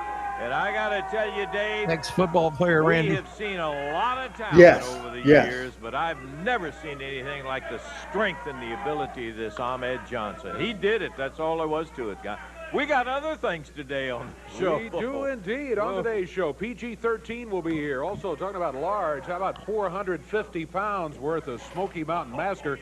We got a little preview of him here, right here last week, but yes, we did. And it wasn't an especially pleasant one. He'll be back in action. Also, Brian Christopher will be here today. Well, I'll tell you, we're going to try to check in and find out. There was an incident that took place with Eddie Marlin, and we're going to be showing some of the tape on that, and we'll be finding out a little bit more about that on. We'll also have some tape on that World Unified title match with Ahmed Johnson and the King. We have just got a bunch, as a matter of fact, and what we got to do is get ready to go. Yeah, we're not even going to take a break. Corey's ready. Is he standing there? Say something to me, I'm ready. Corey. Hey, let's do it. One fall, 10 minutes in time for opening bout on USWA Wrestling.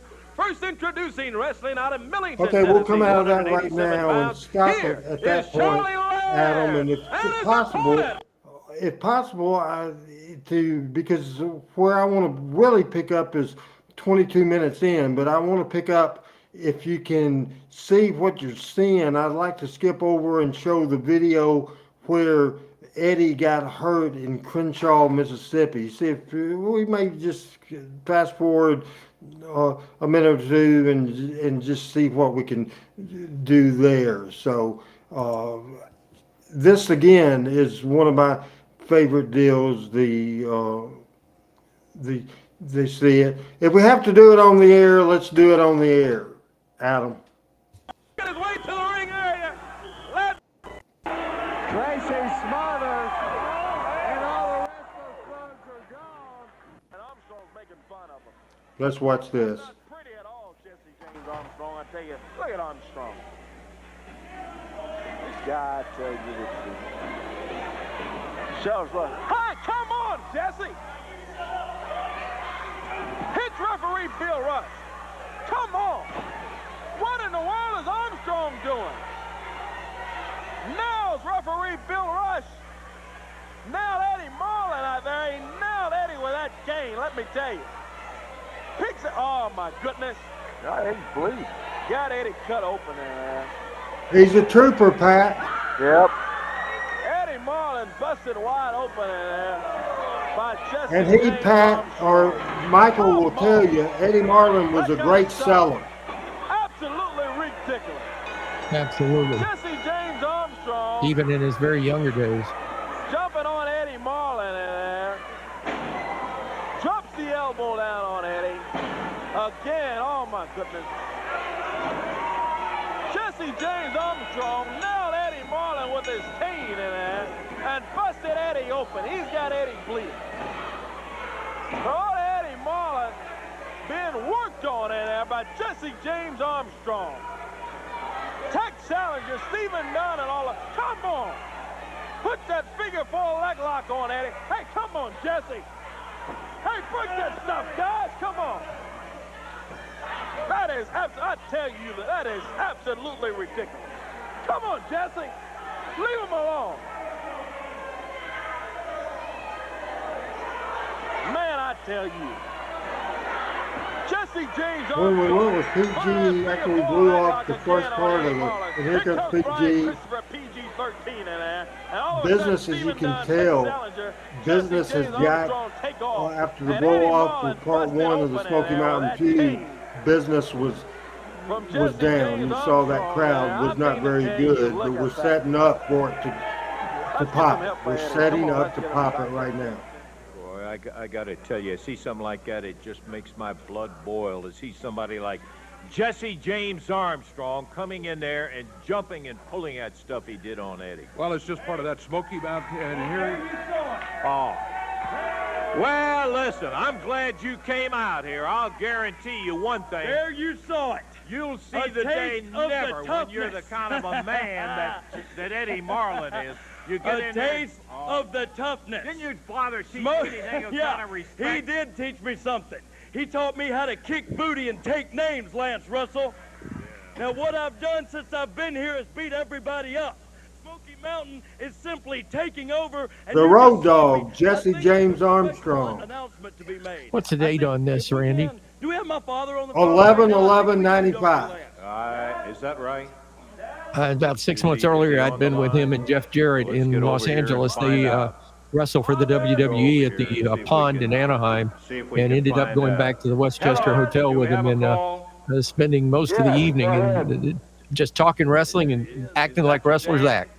Dad, is that you? Yes. How you Listen doing, to Jesse? this. I'm doing great, Bullet.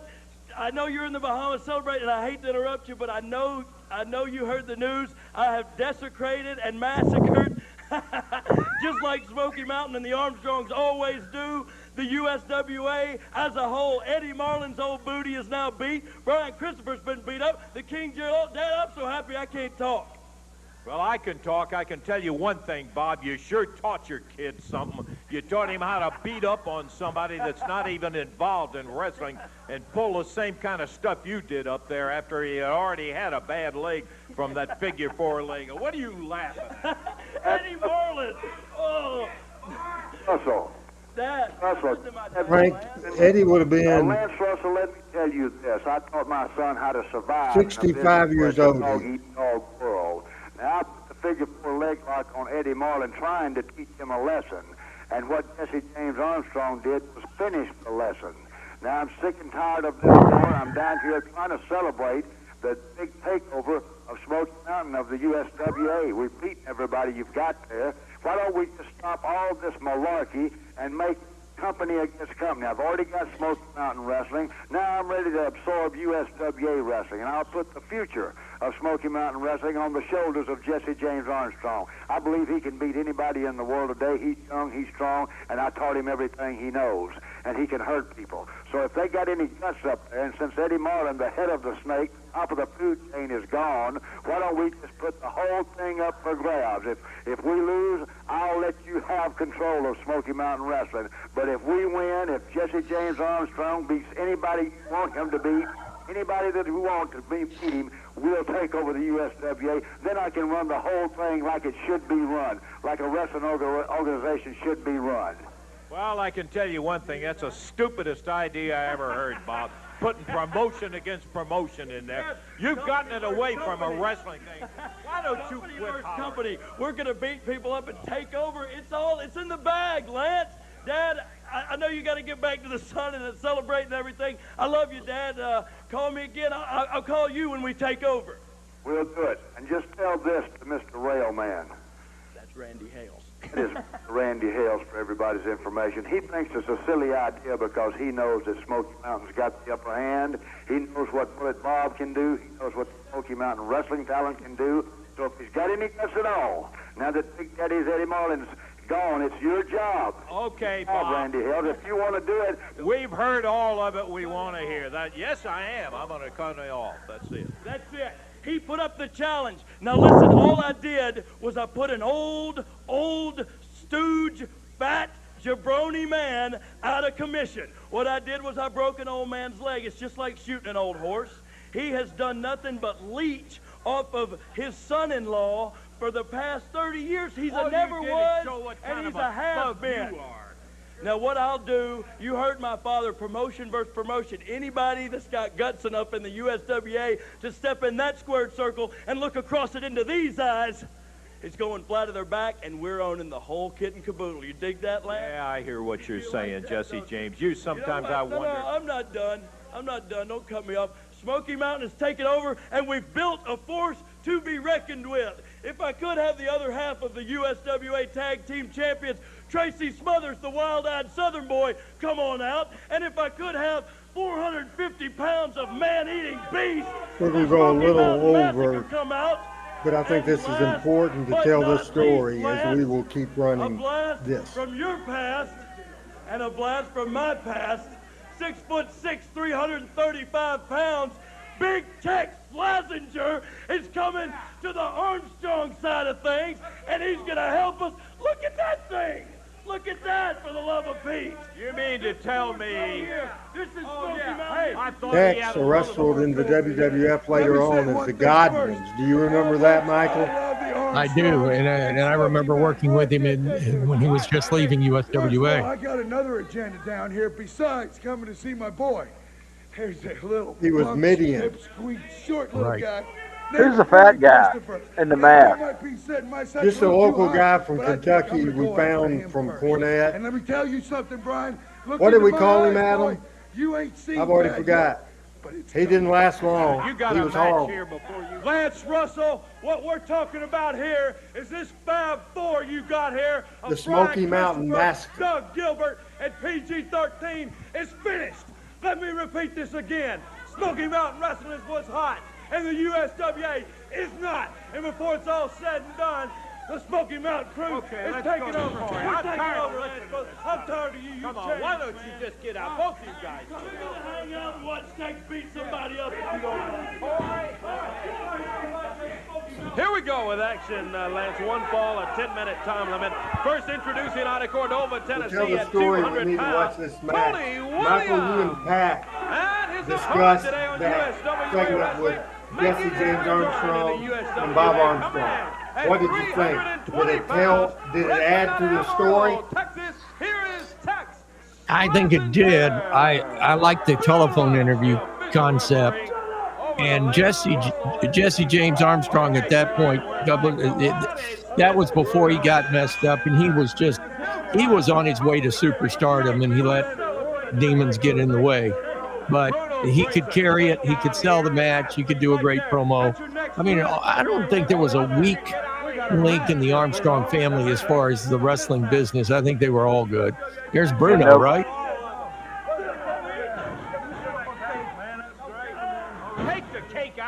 Where's the king in all this, Randy? He was not. He was working a lot with the WWF. He wasn't on the television. No, he was on this. He was on TV. This deal, and I'll explain that in a few minutes. Williams has got his hands full with a guy that kind of size. Exactly right, Lance Russell. Tex Schlesinger's been all over the world, Yes, man. he has. Yes, he has. Puerto Rico, Japan, WCW, you name it. Look at that. Hey, he got lucky, man. Tony Williams is a good wrestler, a good athlete, but he ain't good enough, man. There he is. Big drop kick.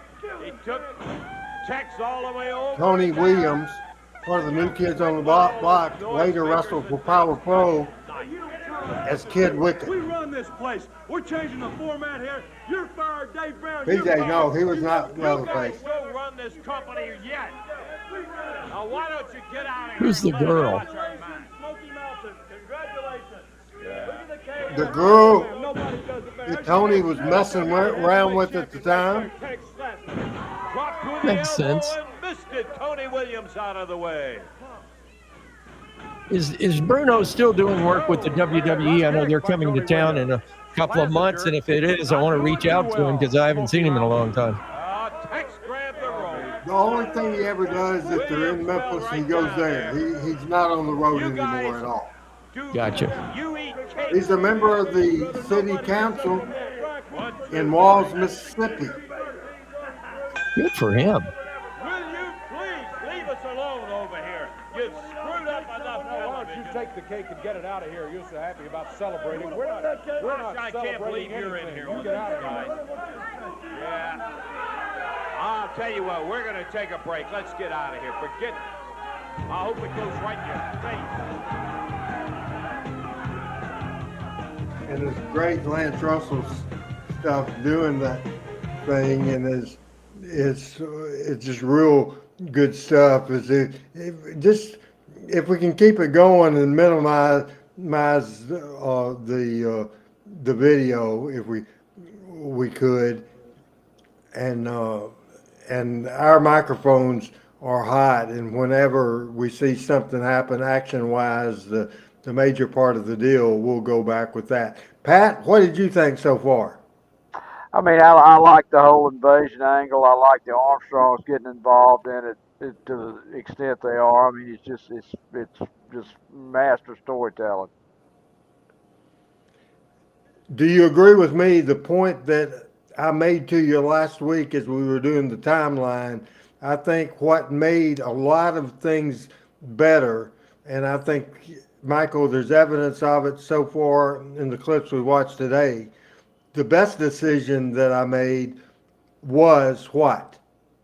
Can you guess? I'm not following I'm sorry. I was distracted reading some of the comments. What was that question again, sir? in this run of 1994, 95, 96, what was the very best decision I made? Well, to do the invasion angle, I think that was nobody had ever done that before. So I thought that was a classic. It's sort of a takeoff in the old Texas Tennessee thing that the USWA did with World Class, but that was the kind of thing that sold tickets and brought people into the seats. The best thing I did, I think, in my opinion, you want to guess? Bringing Eddie in. No. Bringing Eddie in. No. Right. That was good. Bringing Lance back in March of 94. Oh, okay. Who else could have got this over? Like, you've been bragging on Lance this whole show, right? Okay. Yeah, absolutely. All right. But I was, for some reason, my mind was thinking about the angles themselves versus, Lance selling them. But yeah, absolutely. Lance was incredible. And that was your mastermind. Yeah, and I think that's the key to the whole deal. As good as Lance was, I mean, as good as Dave was, he wouldn't have done that. Wasn't his personality to lead that like Lance. Am I making sense, Pat? Yeah, you are, absolutely, absolutely. Well, I think I couldn't imagine anybody else on those interviews with Armstrong and everything other than Lance. Well, again, and I think Lance had the ability to show emotion and show when he was BO'd without people saying he's faking that, because he, everything he did was so professional. The Lance is incredible. And yeah, he did sell it very well. But I think the wrestling itself, I think the angles himself were just as good. I just think that Lance was the guy that put it over.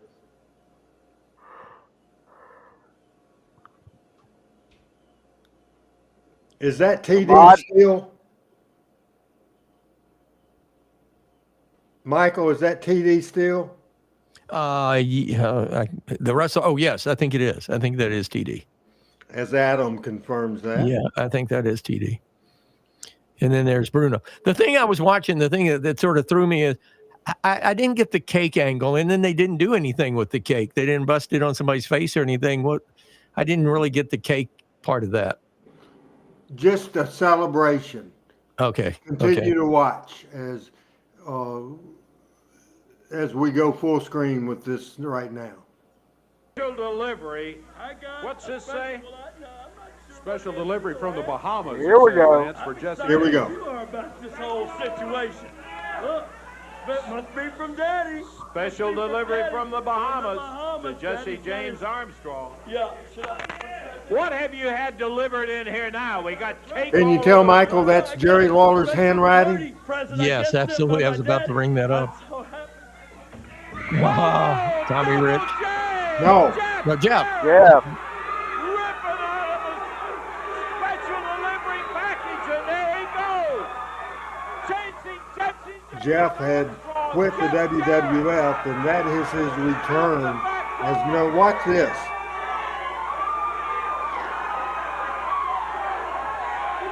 Dave Corey running out. Wolfie D, they're trying to gain Jeff back. They got a hold of Jeff out there as Jeff Jarrett surfaces from underneath the box and attacks Jesse James Armstrong and runs his tail right on out of here. They're out in front by the front of the television station. Well, there he is. We're going to take a break, and we'll be back here in just a minute. Jeff Jarrett, son of a gun. Again, listen to how the inflection in Lance's voice, the excitement in his voice. You couldn't help but get excited about Jeff being back. Right, for sure. We'll pick it up. Okay. And go All through right, this. we're here. Yeah. Dave? I was just telling Corey that they're trying to still kind of get Jeff settled down out here. He's very upset over the situation with Smoky Mountain, and especially with what happened to Eddie and all that sort of thing. We do have a match coming up. If we can maybe get the opponents headed this. Wait a minute. Here's Lance out. Here's Lance and here's Jeff Jarrett. plugged up here. Okay. Now, Lance. All right, there you go. Boy, I'll tell you what, it's been a long time since I have had the pleasure to do this and have this guy standing beside me. I'll tell you what, a great pleasure, Jeff Jarrett, to have you back here. Son of a gun, I haven't seen you so long. You've gotten big as a house.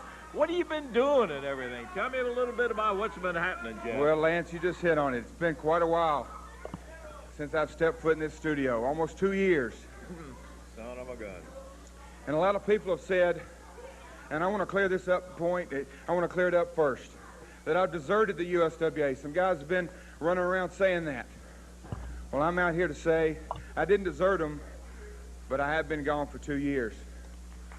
Because I went to the WWF, and Lance, you know as well as anybody that puts on a pair of boots and steps into that ring, their dream is to be in the main event at Madison Square Garden.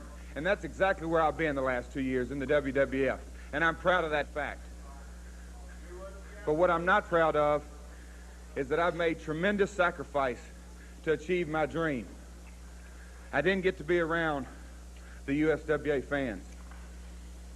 And then I've also deserted my family, Lance, because my little brother Jason, I watched him grow up, play football 7 or 8 years, and then his last 2 years, his junior and senior season at Brentwood Academy, a nationally ranked team, I didn't get to see one game, and he was captain of the team. And then my little sister, when I went off to the WWF, she was just a freshman in college, and now she's fixing to graduate. And then what I'm not proud of at all is Eddie touched on it a couple of weeks ago. When my grandmother was put in the hospital, I flew in to see her, and we were close to losing her. But she don't even remember me being there. I flew out the next morning, and she don't even remember it. Lance, Jeff, that's really sticking by your family. Isn't it? I understand how you feel, and I know personally how this whole thing is, but son of a gun, I gotta just say this, and I guess we've all said it at one time or another, a man's got to do what a man's got to do, and when you're working for a living, you just can't take off sometimes, and I know in your heart you wanted to be in all those places. Lance, I've got the chance now, because Eddie Marlin, he's more than a grandfather to me. He's the most loving, caring individual that I know. And when I got the call at 3 o'clock this morning, and I found out what happened to Eddie last night, I said, enough is enough. Now you, Brian Gerard James is your real name. I'll tell everybody my name, it's Jeff Jarrett.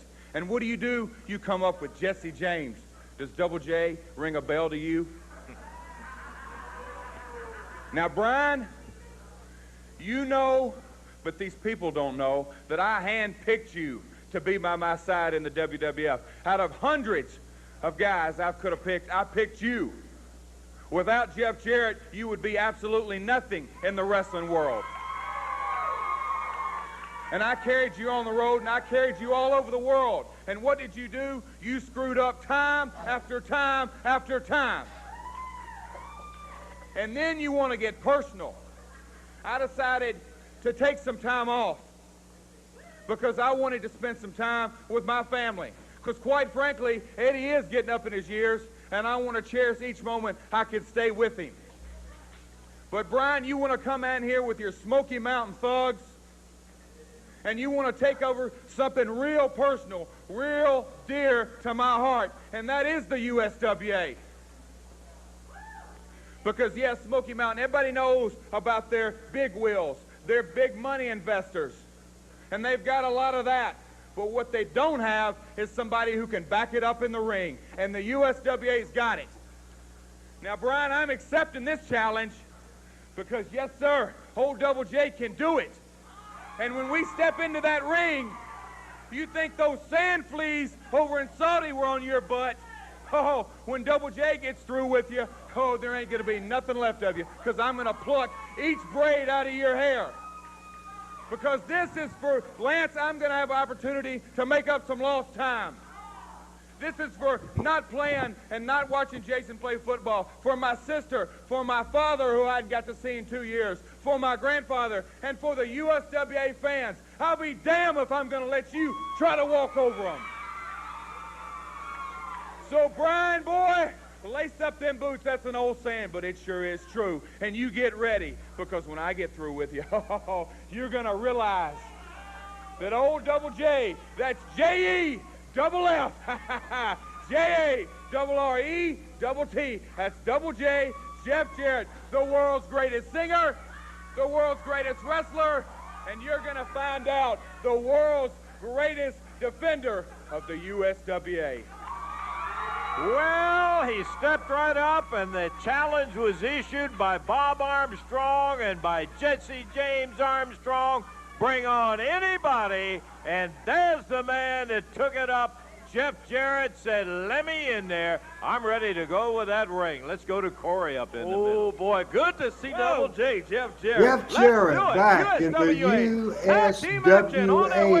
Jeff Jarrett returns. So we can get out of that video. Let's just sum it up. What did you think, Pat, about the return of Jeff Jarrett and that fire coming out of a box? Jim Cornette always said, once you come out of a box, you're over.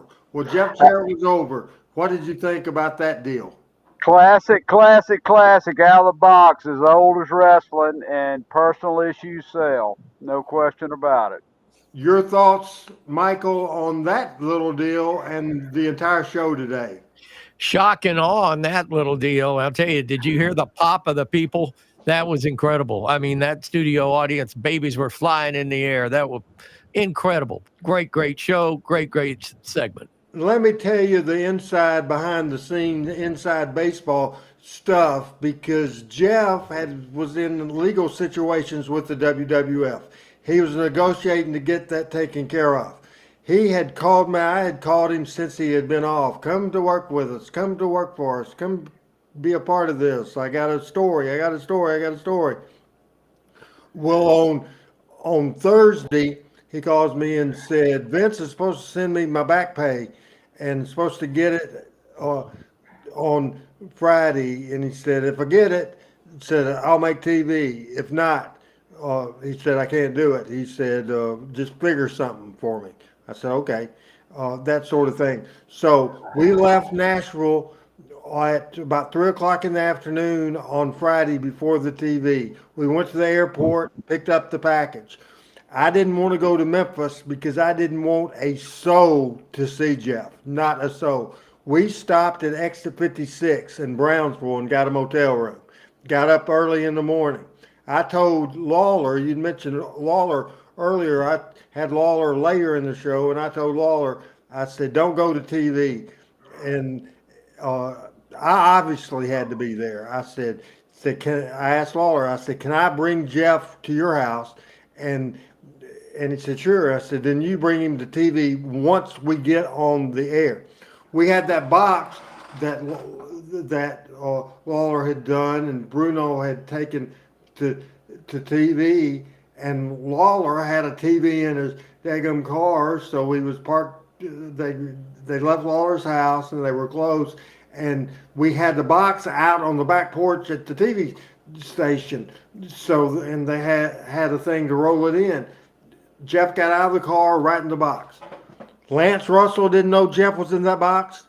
Dave Brown did not know that Jeff was in that box. Brian Armstrong did not know Jeff was in the box. All I told him, I said, hey, we're going to do a box deal, and we're going to have your opponent in there. And he said, who's my opponent? And I said, oh, just some dude. I said, he'll be under the hood. I said, that's all I could get. So I lied to him. That's what I did. And so how do you like that setup? And how thorough we went to protect the business? Kayfabing the kayfabes. That was incredible. I love that. Would never work today because it wouldn't be rehearsed 15 different times to Sunday. Well, you couldn't keep it off social media either. Well, no, I'm just saying that Brian knew how to handle it. Oh, it's Jeff. And so you go into that. Lance, oh, it's Jeff, goes into that. Never worked today. Yeah, and I agree with your point, because Brian knew as Jeff started that comeback, he knew to run. Simple. Yeah. Absolutely. Lance Absolutely. was shocked, and so he was just being a regular sports announcer. As we end our Smoky Mountain series, did you enjoy this, Pat? I think that's a stupid question. This is one of my favorite things you've ever done. How about you, Michael? Absolutely. Absolutely. I'd seen bits and pieces, but now going through it, love it. Love it. Love it.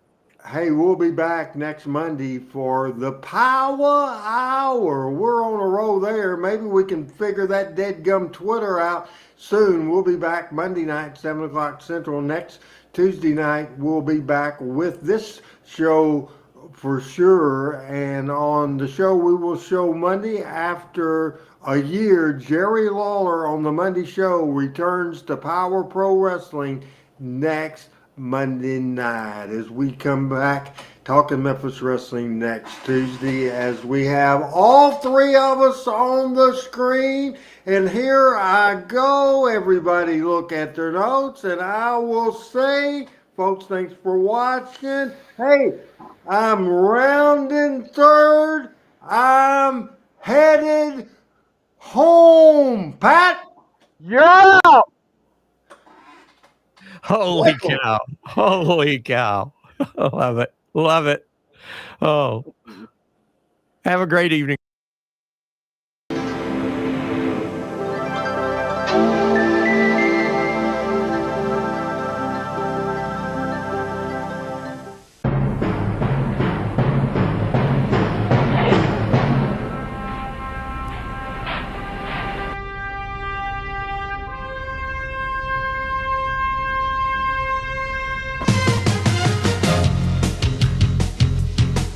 Talking Memphis Wrestling with Randy Hill and special guests.